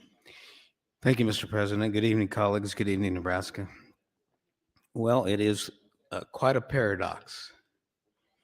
We're dealing with LB 121, sponsored by Senator Megan Hunt, to give some extra benefits to convicted felons, convicted from drug offenses. It says a lot about the priorities of some folks. Senator Hunt has a priority of taking care of those that have committed and broken the laws. And then in the same breath this morning and early this afternoon, she and Senator Moorfield and several others that Senator Brewer's listed off did a filibuster to fight against Americans being able to exercise to their fullest their Second Amendment rights. LB 773 wasn't about guns. The bill's about people. Not just any people. The bill is about law-abiding people and only law-abiding people. The bill had absolutely nothing to do with criminals or prohibited persons. Those who have lost their gun rights. LB 773 does not apply to them whatsoever. Found a quote from a political philosopher from the 1800s named Lysander Spooner. He said, "To ban guns because criminals use them is to tell the law-abiding that their rights and liberties depend not on their own conduct, but on the conduct of the guilty and the lawless." So that's what we did this morning. We forced law-abiding citizens to be measured by the conduct of those that commit crimes. I hope no one takes any comfort in not passing LB 773. I hope no one thinks that from this point on, criminals will now be able to conceal carry without a permit, or they'll have to have a permit, to conceal carry. Like that's going to happen, right? Criminals are going to be carrying regardless of the law, because guess what? By definition, criminals don't care about the law. They break the law. So take no comfort that criminals are going to be less prevalent, and take no comfort at all that Nebraska citizens can't use their Second Amendment to the fullest. With that, I will extend the balance of my time to Senator Brewer. Senator Brewer, 2 minutes, 10 seconds. Thank you, Mr. President. Thank you, Senator Halloran. All right, back to where we were. People thinking I got too much of a passion about the Second Amendment. Gary Anderson kind of set the building blocks to develop a a love not just of shooting, but of the Second Amendment and teaching and training. It wasn't long after that I was assigned as the state training officer in Nebraska to train the Army National Guard. And additional duty was training the competitive shooting teams. Nebraska had finished 2 years in a row, 49th out of 50 states. Now, this is back in the 90s when we had great football teams, but our shooting teams were a disaster. In 2 years, we won a national championship, followed by 4 more. In that time, we come up with 29 individual national champions. So while Nebraska was winning national championships, so was the military. It wasn't long after that I got invited to be on the international team. 1 minute. And travel to most of Europe, Canada, shooting competitively, learning, getting to shoot a variety of weapons. And it was through that that I gained a love, not just of shooting and training, but of individuals who had a passion to teach others. So it was with that spirit that I went to Afghanistan. And our mission there was simply to take Afghans who couldn't read and write and teach them how to shoot straight. And a good share of them had poor eyesight, so that was a challenge. But I felt blessed to have the opportunity to train them. And at that time, they were trying to build a nation and making sure that they had an army. Time, Senator. Thank you, Mr. President.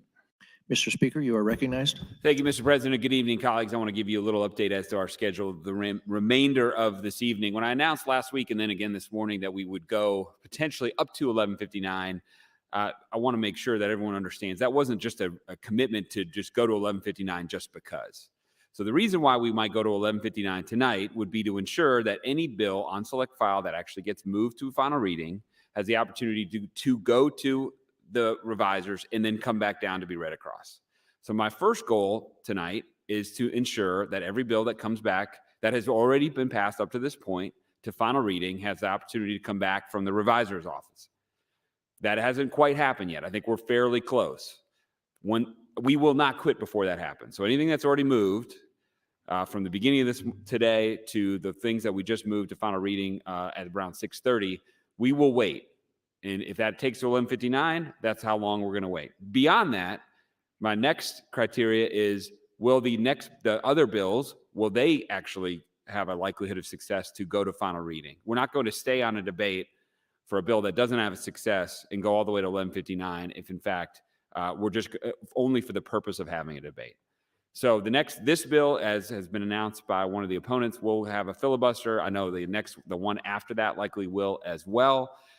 As soon as the bills are back from revisers, we'll make a determination on where we go from here. But just to be clear, we're not going to stay till 11:59 just to debate on bills that are not going to actually have a chance of passing and getting across the final reading, and also having the time to be able to come back down. So we'll update you here pretty shortly, but I just don't want people thinking we're just going to stay here till 11:59 just because. In fact, if we get everything back from revisers, we may adjourn much earlier. Thank you, Mr. President. Thank you, Mr. Speaker. Mr. Clerk. Thank you, Mr. President. Your Committee on Enrollment and Review respectfully reports the following bills have been examined and engrossed, and they report the same as correctly engrossed and placed on final reading.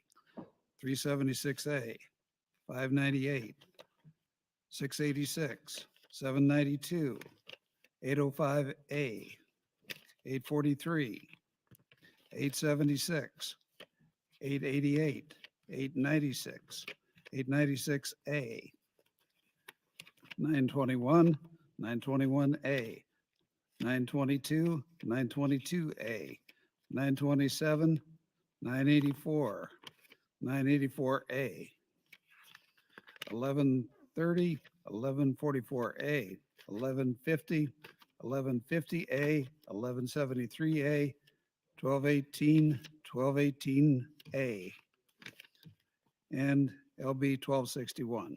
That's all I have at this time, Mr. President. Thank you. Thank you, Mr. Clerk. We will return to debate. Senator Lowe, you are recognized. Thank you, Mr. President. I stand opposed to LB 121 and grateful for Senator Slama for putting up the floor amendment 215. Back on March 14th, 2010, TV station NTV, which is a local TV station for us out in the middle of Nebraska, it's an ABC affiliate, did an article, Whatever Happened to Axtell Olympian Gary Anderson? And this was March 14th, 2010. And it states 2 Olympic gold medals, 7 world championship gold medals, 6 world records, 12 national titles. The winner of all that hails from Nebraska in Axtell. He's Gary Anderson, who graduated from Axtell High in 1957 and then signed up for the Army, where his shooting accuracy got him assigned to the marksmanship unit at Fort Benning, Georgia. He received an award for President John F. Kennedy in 1963. Anderson got his first gold medal in the 300-meter free rifle at the 1964 Olympics in Tokyo. His second came in 1968 games in Mexico City. Anderson served 1 term in the unicameral. If you don't know where Axtell is, it's just a little bit east of Funk. Anderson served 1 term in the unicameral from 1973 to 1977, representing District 37. Some other senator represents District 37. That seat now occupied by Senator Galen Hadley at that time. A new family lives at Gary Anderson's childhood home 2 miles west of Axtell, but still there are old oak tree where he climbed and the fields where he learned to shoot. Tracy Danberg, the current homeowner, said it's fun to know the history there and that it was someone people looked up to. Gene Roberts, Axtell's unofficial historian, brought NTV News out to the farm and then to the historical marker bearing his name. She remembers him as a little boy, a few grades below her in school. Gene Roberts, a lifelong Axtell resident, said, "He was a good kid. I can't remember him getting into much trouble." And he was shooting at the same time. How can that be?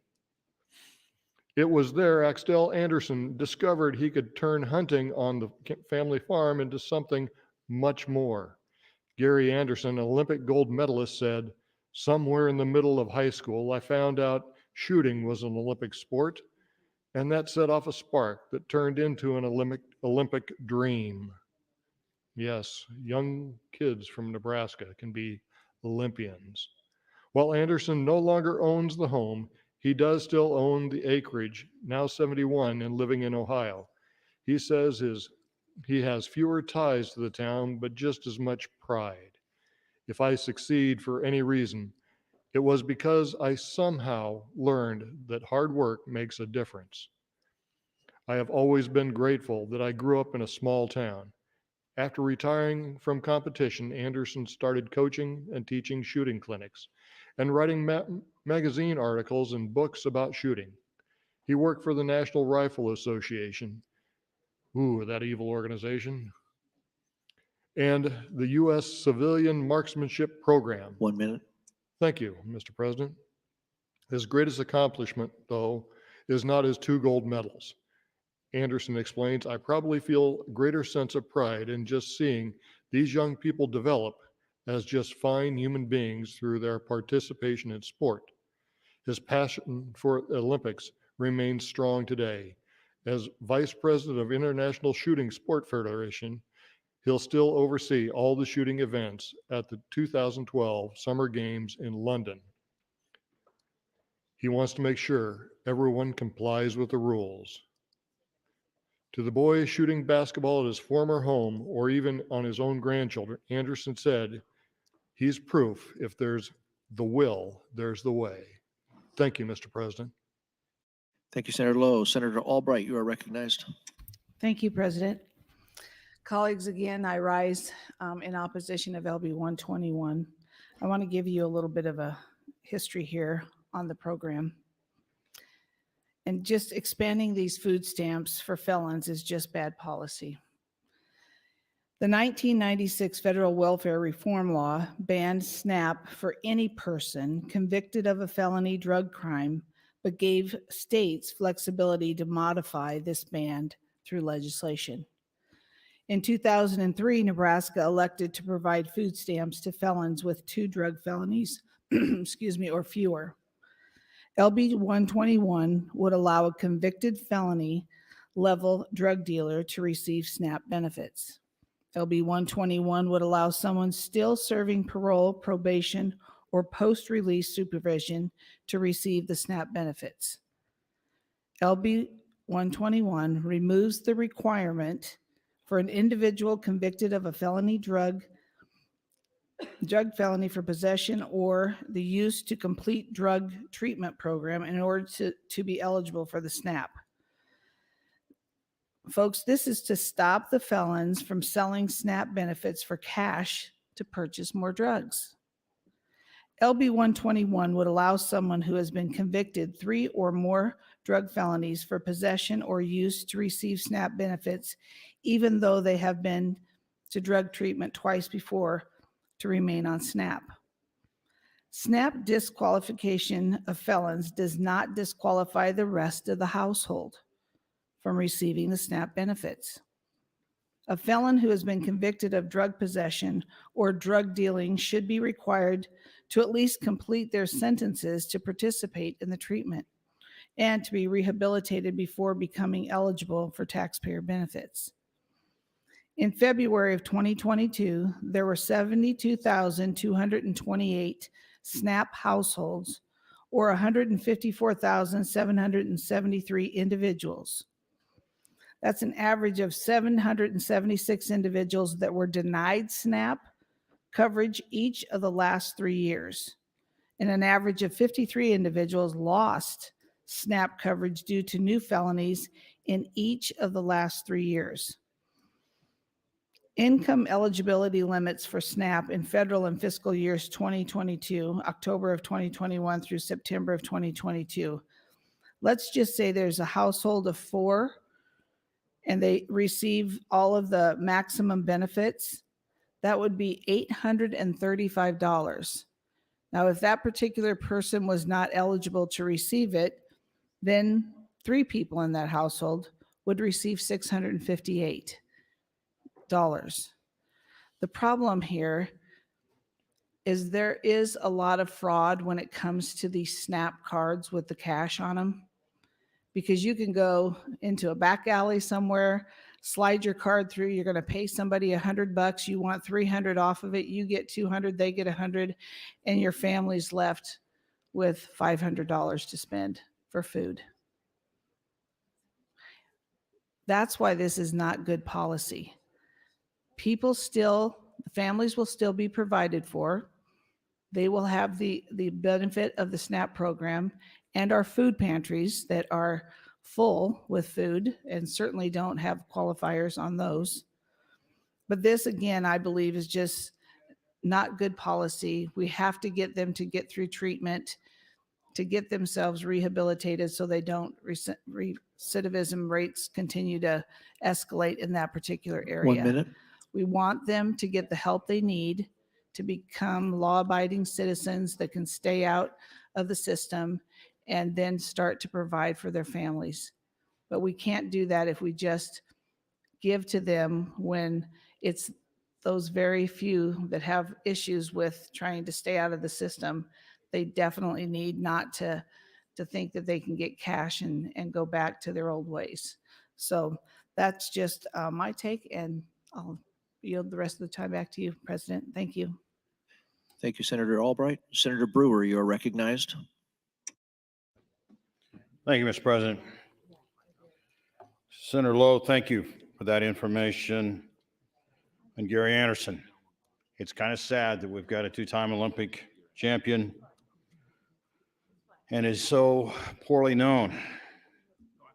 But Trust me that he is one of the finest human beings that you could ever know. Now, back to the issue at hand. One of the positive things, I guess, out of today is that I had been on the fence on an offer to go to Europe this summer and train snipers. Job pays pretty well, between $500 and $1,000 a day. A little bit better than the job we got now. But unfortunately, it's not in some of the best places in the world. But you know what? Those who decided to bury this bill have inspired me to go and spend time in Europe, train snipers, and send as much of that money back as I can and give to those who are running for office or re-election. Be a good use of my money.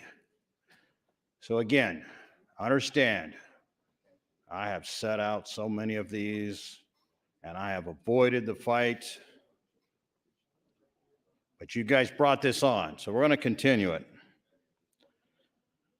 Now, on the issue of why I have this passion for the Second Amendment, we left off where I was training the Afghan National Army in Afghanistan.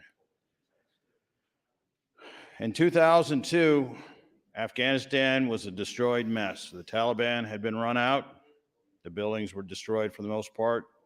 There was a little left. What we would do is take our trucks and go into villages and pay cash for volunteers to join the army.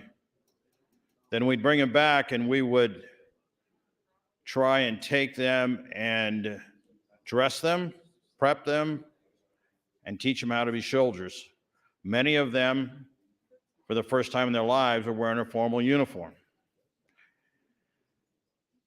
Our biggest challenge was teaching them how to shoot, mostly because most of them had trouble seeing.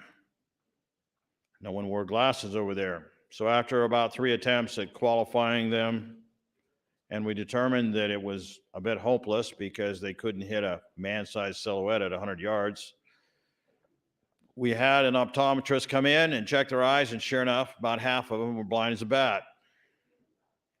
So they got fitted for glasses. The glasses came in, we issued them, and they refused to wear them. And it wasn't because they're Army issue birth control looking glasses. It was because it showed weakness.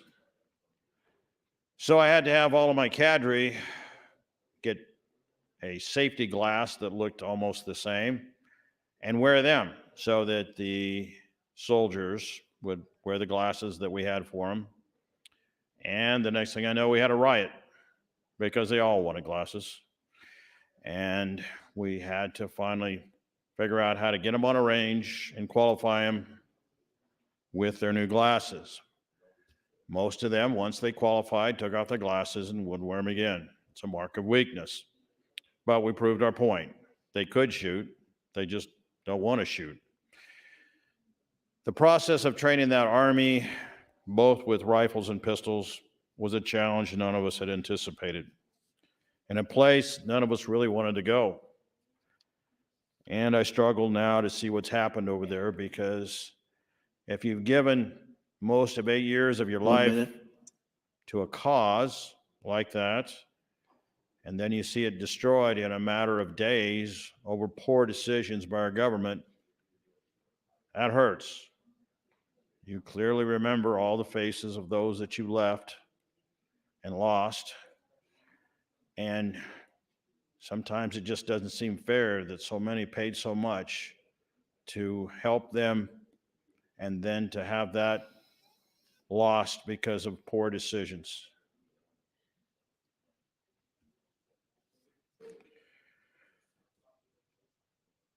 I will continue to support the Second Amendment because that is ingrained in me and I can't help it. It's something that has been a part of my life since I was small, and it will probably be a part of my life till my last days.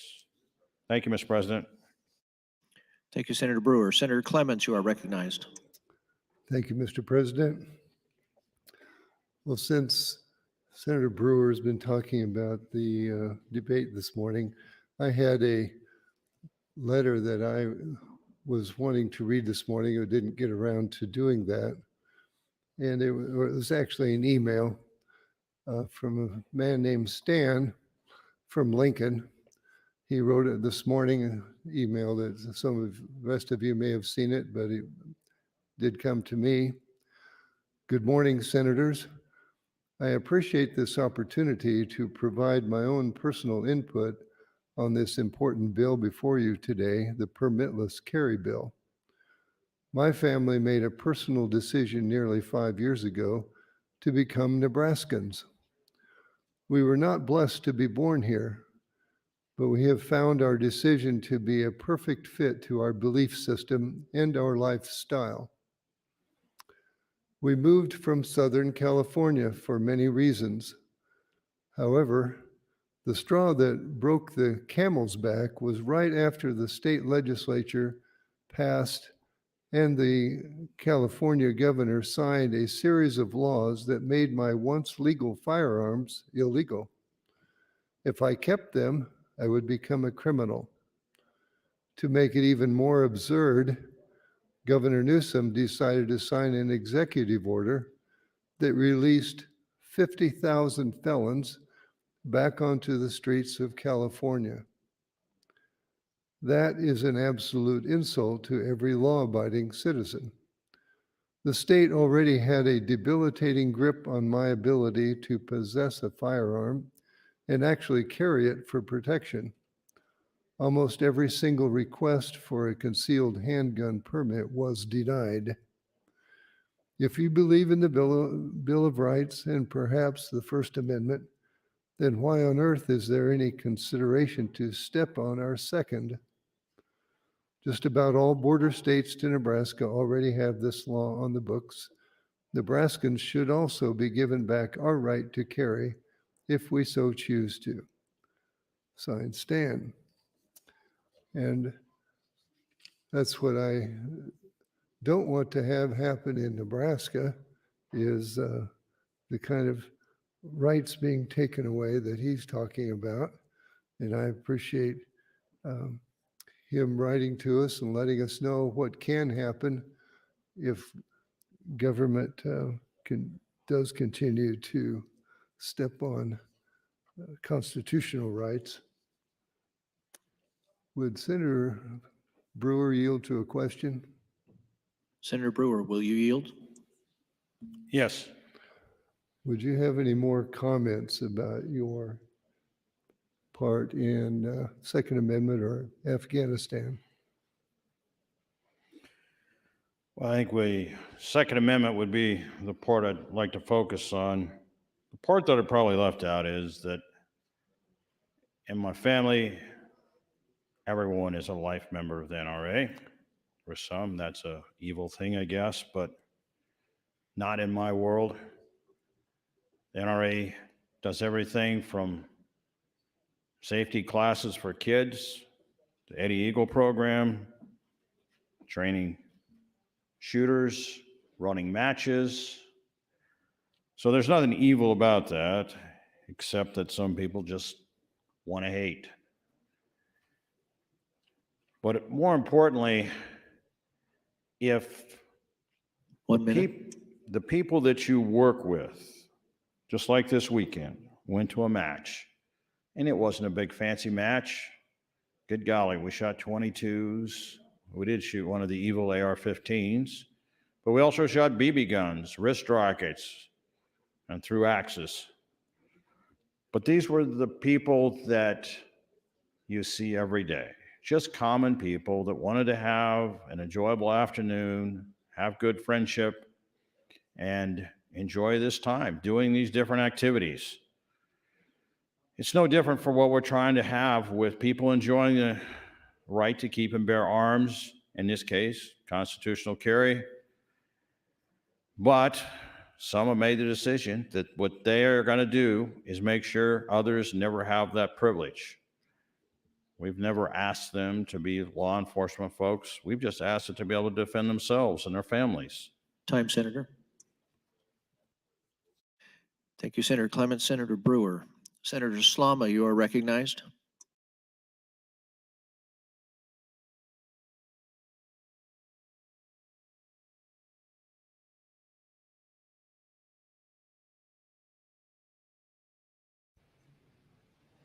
Thank you, Mr. President, and good evening, colleagues. I did just want to take a moment, as I do have a few constituents texting me wanting to know an update on what's happened today and how we got to where we are. So this is just a quick update. Earlier today, Senator Brewer's constitutional carry bill, LB 773, fell 2 votes short of cloture with 31 votes. It was really a terrible vote to see happen. Nebraska is a pro-Second Amendment state, and to see the will of the people disregarded in such a blatant manner was it was disappointing, to say the least. I'm struggling to think of the proper words now that won't get me censured. But in any case, Senator Brewer is now going through and calling out those who didn't vote in support of gun rights today. And we're also taking time on LB 121. This is a filibuster that was planned before the events of today. I am, on a very basic level, opposed to giving felons more government benefits, which this bill does, especially on a day where we couldn't stand up for Nebraskans' gun rights. So with that, I find Senator Brewer's analysis of this situation to be very entertaining, and I haven't given him a heads up. But I do think it is important for the voters of Nebraska to hear and understand what happened today. So I will yield Senator Brewer the remainder of my time if he so chooses. Senator Brewer, 3 minutes, 10 seconds.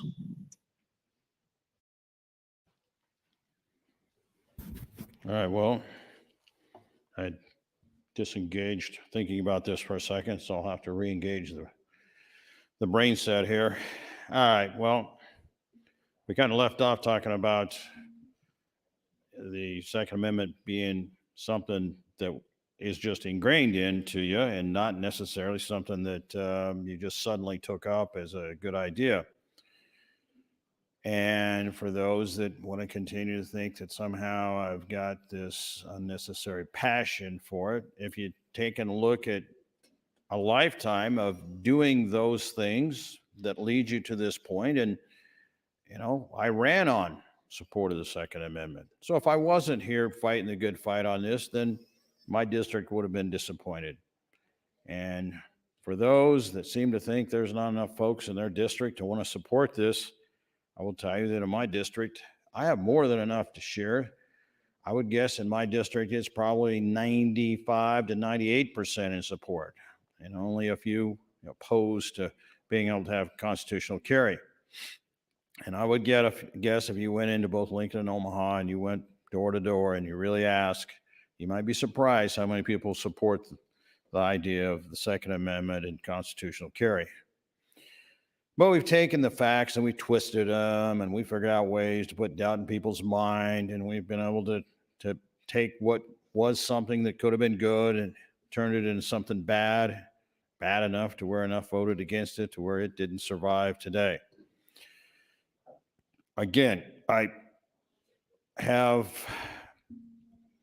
a very long memory on these things, and there's been a lot of folks that I have looked the other way time after time when they seem to want to smile and vote against your stuff and still want to be happy-go-lucky.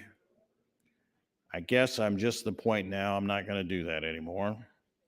We're going to divide folks as they want to be divided by the way they vote and they behave.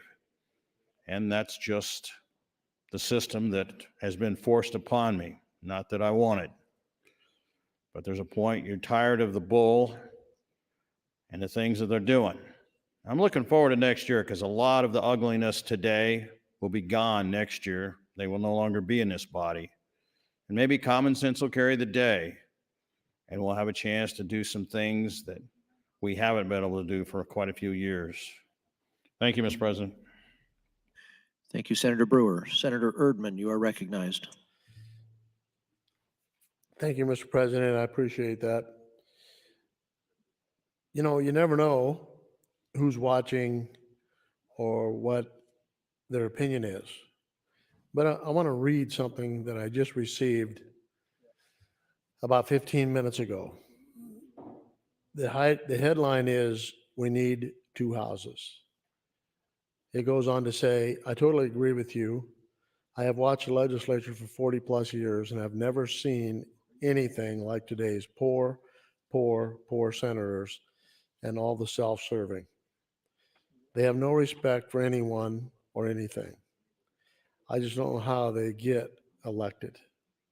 As the population continues to shift to urban, the rural has elected senators but don't have enough to pass bills.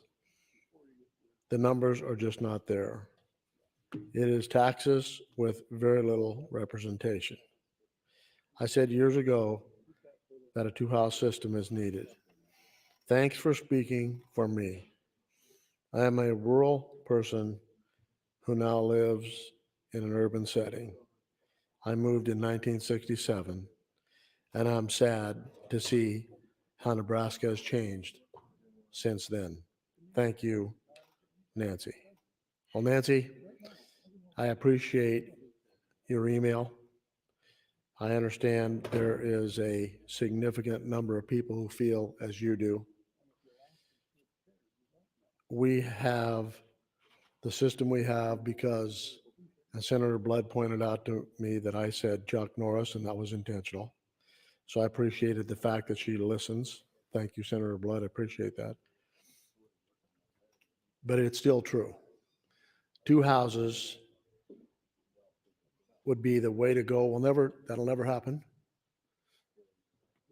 because we're convinced that we've got to be different here.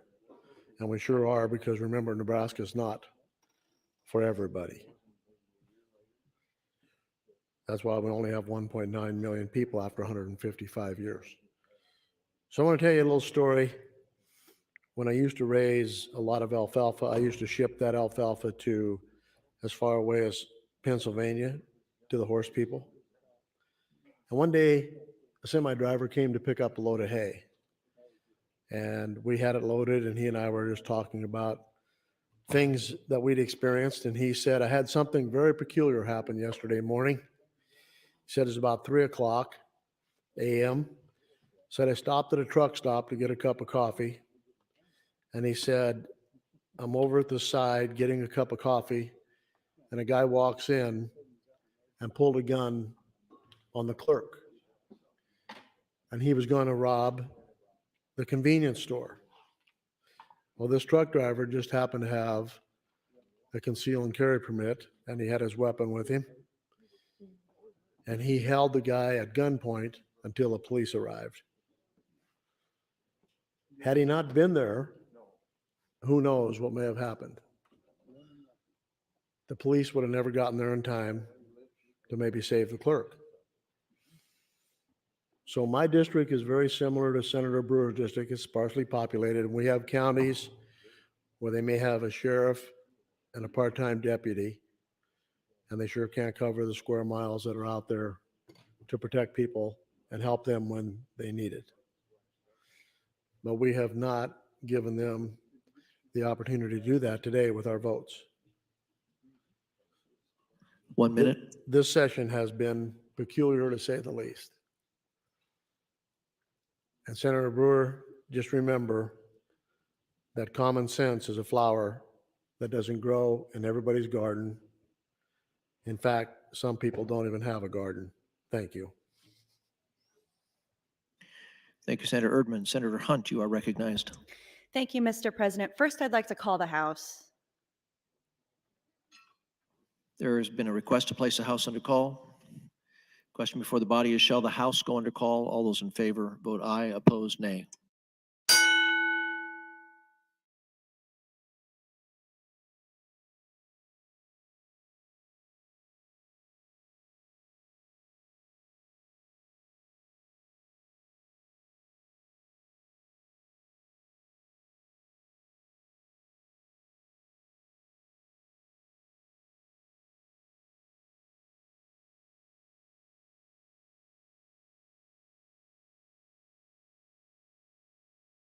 Has everyone voted?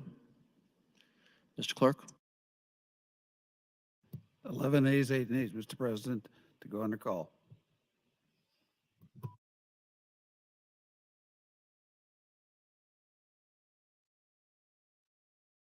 The House is under call.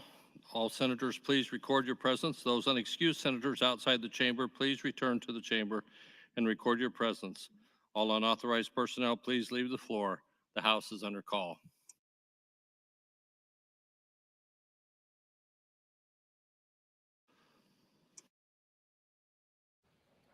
Senator Hunt. May I continue? Am I still on my time, or does my Yes. time get superseded by the call? Okay. It is fine with me. It is morally consistent with a lot of your views if you just don't want people who struggle with addiction to get food assistance. If you just don't want people who face poverty to have access to food. That is fine. Just say that. What I can't stand is people misrepresenting what this bill does. This bill does not remove the requirement for drug treatment, as many people have said on the record on the mic today. And I want to correct misstatements about that. The bill says that if you are in compliance with parole, probation, or post-release supervision, you may apply for food assistance. And the terms of parole, probation, and post-release supervision, as outlined by Nebraska statute, include substance abuse testing, ongoing treatment, mental health treatment. It can include house arrest or curfew hours, restricting when they can be gone from their home. The bottom line is that the people who would be eligible for food assistance under LB 121 have done their time, and they have been found by a court or a parole board to be safe enough to leave the incarceration and be in the community without supervision. And colleagues, access to food is going to be critical for them to start living their lives. Senator Albright says that there's a lot of fraud. She was speaking extemporaneously when she said that. That was not based on any information. That was based on a stereotype that she herself holds in her heart about people who use drugs. There is not a lot of fraud in the Supplemental Nutrition Assistance Program. And that SNAP card, colleagues, it doesn't work like an ATM card. You can't exchange it for money, you can't exchange it for drugs, and there is no record of this kind of thing happening in Nebraska. And furthermore, that's already a crime. If SNAP fraud is happening, that's already being prosecuted in Nebraska. And guess what? It's not happening. I can talk so much about the sensationalism and the stereotypes around people selling food stamps for drugs, but this is all sensational. It is a stereotype, and it's just not true. Another thing, colleagues, is that in this body, some of you need to learn to accept defeat. It's something that a lot of us are real familiar with.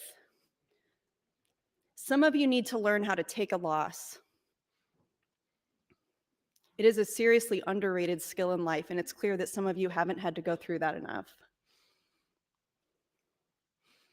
I'm concerned about people who take a loss and their instinct isn't to go, okay, how can I do better next time? How can I 1 improve minute. my bill for next time? Instead, the instinct is to retaliate. The instinct is to come in with this revenge mindset and say, how can I get back at the people who wronged me? How can I change the rules so this never happens again?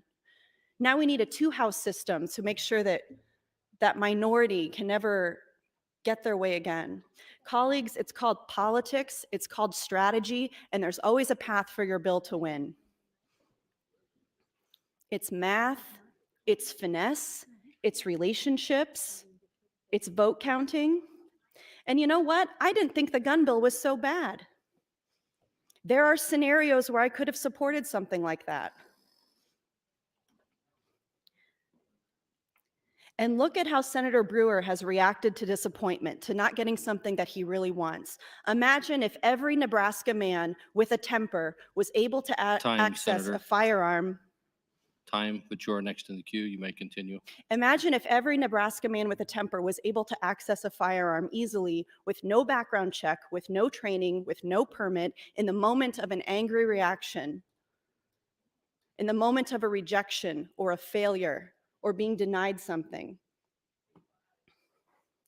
This reaction of Senator Brewer and the supporters of that bill validates why this bill shouldn't have passed. Reasonable gun supporters are not upset.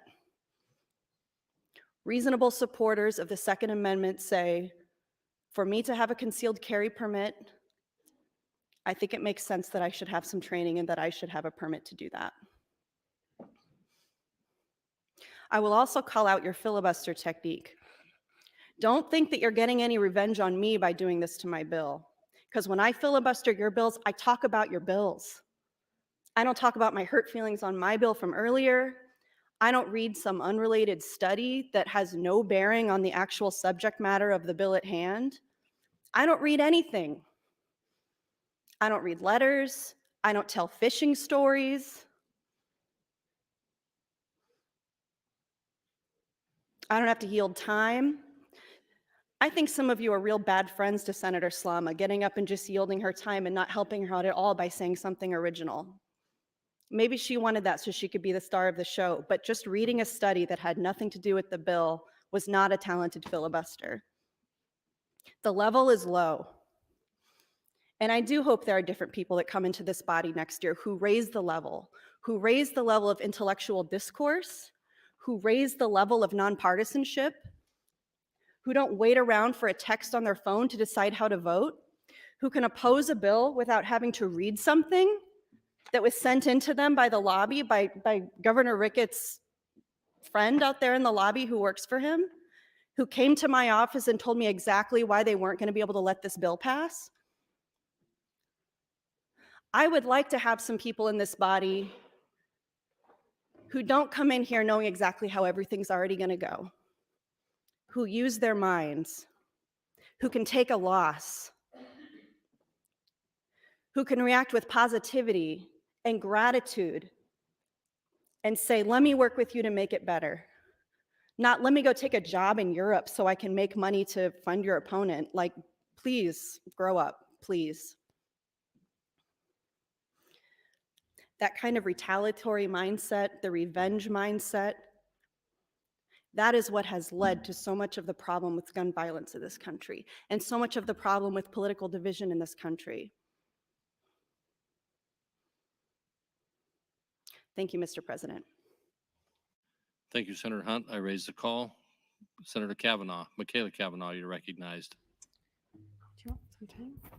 Thank you, Mr. President, colleagues. I've stayed out of the queue on this because it didn't seem like it was a real conversation. It wasn't a real conversation, but I want to reiterate some of the things that Senator Hunt just said that were misspoken in this.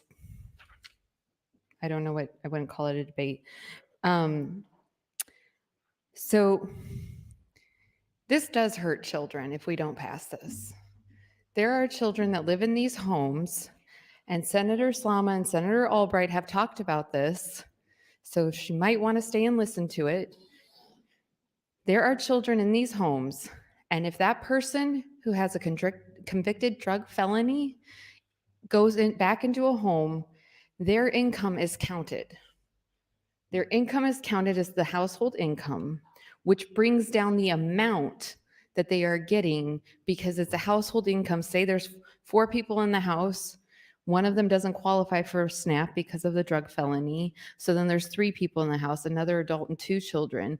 And the amount of SNAP that they were getting before that person was released and came back home to them is going to be lowered.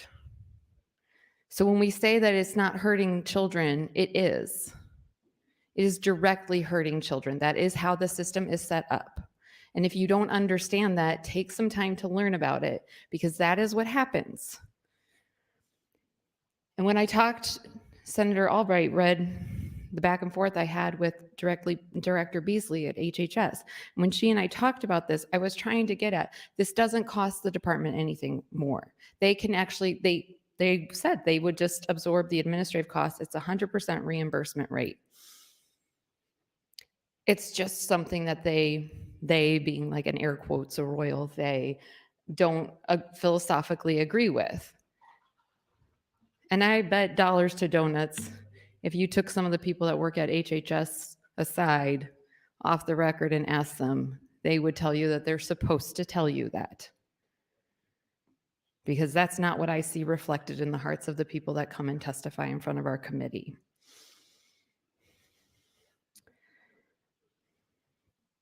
This bill is going to give people who have been in our justice system another shot, of people that we already give shots to for other crimes, but not this. And to Senator Hunt's point about being sore losers, like, you give us nothing every single day for anything that's even has a hint of being progressive. And by progressive, I mean progress forward for human beings. Anything that even has a whiff of it is torn down. And then you complain when your things that we tell you what our problems are with them and you don't do anything to fix them, then you're mad about that. But you won't give us anything. This costs you nothing. This bill cost the state of Nebraska nothing. It cost the senators in this body nothing. It had the support of the Omaha Police Chief, Todd Schmatter, and it had the support of Tom Venzer with the Catholic Conference, and it had Senator Megan Hunt. If a trifecta like that can't get everyone in this room on board, then we're not doing our jobs. Because there isn't any bill that I can think of that has that many differing ideas, ideologies coming together for the greater good. 1 minute. This bill costs you nothing, and I know you won't give it to us because it costs you nothing. Because you don't have to. And that is sad, but it is the reality, and it is the state of this body. So you can be mad about the fact that some of us stand up against what is clearly bad policy, or you can work with Senator Hunt and enact some good policy that costs you nothing, but gains you some friends in this body. But we already know, as Senator Hunt had said, it is a predestined outcome. Thank you. Thank you, Senator Kavanaugh. Senator Blood, you are recognized. Thank you, Mr. President. Fellow senators, friends all that are left on the floor, I stand opposed to the floor amendment, but in support of Senator Hunt's bill, because I agree with Senator Kavanaugh. We worry about whether single moms have guns, but we don't worry about whether single moms can feed their children. And I find something wrong with that dichotomy. But the reason I am standing is because it's my turn to take time on the mic, because my priority bill was scheduled purposely at the end of the day after this bill. Because the speaker, whether he admits it or not, and I'm sorry, Senator Hilgers, because as you've said, I've been a very good citizen all year long, but it stops today. From redistricting to getting out of the queue to trying to express to you when there's an issue on the floor with another senator, I've been a good citizen. Here's my payback. My priority bill doesn't get to go through select file. And you know, I knew it wasn't going to, because when I did my handout, the vast majority of the senators that pretended they liked this bill put the handout in their recycling bin. I have eyes, guys. We went through every single objection from the transcripts, from the general file, to show you that, yes, this can be a constitutional amendment. Instead, you guys want to take Nebraskans' money so you can give it back and wave your flag and say that you lower taxes. I want to make so we never take their money in the first place by stopping unfunded and underfunded mandates and fully funding our schools. And I'm over here, guys, that aren't looking at me. And Senator Brewer, I respect you. You and I have had many incidents. You purposely trashed my meat bill on the premise that an urban senator shouldn't carry a rural bill. But I didn't treat you like crap after that. I didn't threaten you. I didn't make your life difficult after that. I respected your ability to be able to do that on the floor. That is your right. I voted your bill last year out of committee, your gun bill. And I have a senator to this day who doesn't talk to me as a result of it. But I don't hold that against you. That was my choice, my right. And I didn't know your bill was going to get watered down on the floor. I had nothing to do with that. But I voted for that because it was still important to you. And then myself and another senator Even though you didn't need our votes, we wanted to show you support in general, and we chose to do it. And easily 10-1, my district, not the people from the rest of the state, my district came out against it. And today I struggled, and you think I voted against your bill because I don't support the Second Amendment? We do have a well-regulated militia in Nebraska, and I support that. But there are just some times when I have to vote yes or no on bills that I am truly torn about. And to be really frank, if anybody wanted to vote against those bills, it could be me. My husband was held hostage by a gunman. But I don't think of that when I go and vote on these bills. I think about what's best for my district. Never have I held a grudge against you. I did not hold a grudge against you when you kept my dark money bill in your committee. I feel strongly about that. And you know what I feel really strongly about, friends? All the meat bills that didn't get out on the floor because nobody was brave enough to help me get them out onto the floor because apparently I'm running for governor and I can't have any bills passed this year. If it wasn't for Senator Stinner having some guts, I wouldn't even have $1 million to help the people that will likely die and be sick in Meade, Nebraska. And by the way, we have a big storm coming up tomorrow, friends. If you think NDEE has it handled, why don't you wait and see? And so the games this year are ridiculous. The threats, unacceptable. The emails that I'm getting on my social media, not through my official email, are unacceptable and are being stirred by people making threats on this mic today. But I guess that's okay because somebody's angry. To say that I haven't shown respect to somebody because I've disagreed with them, ridiculous. But I gotta tell you, friends, I think there comes a breaking point when it comes from being a good citizen and trying to get along to just having enough of it. I'm not your doormat. I've worked my butt off and I got nothing to show for it this year. And it's not because I didn't play nice, and it's not because I haven't reached across the aisle. Time, Senator. Thank you, Senator Blood. Mr. Clerk, for items. Thank you, Mr. President. Amendments to be printed to 121 from Senator Slama. LR 263A by Senator Flood and Senator Dorn. Name add Senator Flood to 873, Senator Sanders to 427, Senator Manhanson to 427. And finally, priority motion, Senator Hilgers would move to adjourn until Tuesday, April 12th, 2022 at 9:00 a.m. Colleagues, you've all heard the motion. All those in favor say aye.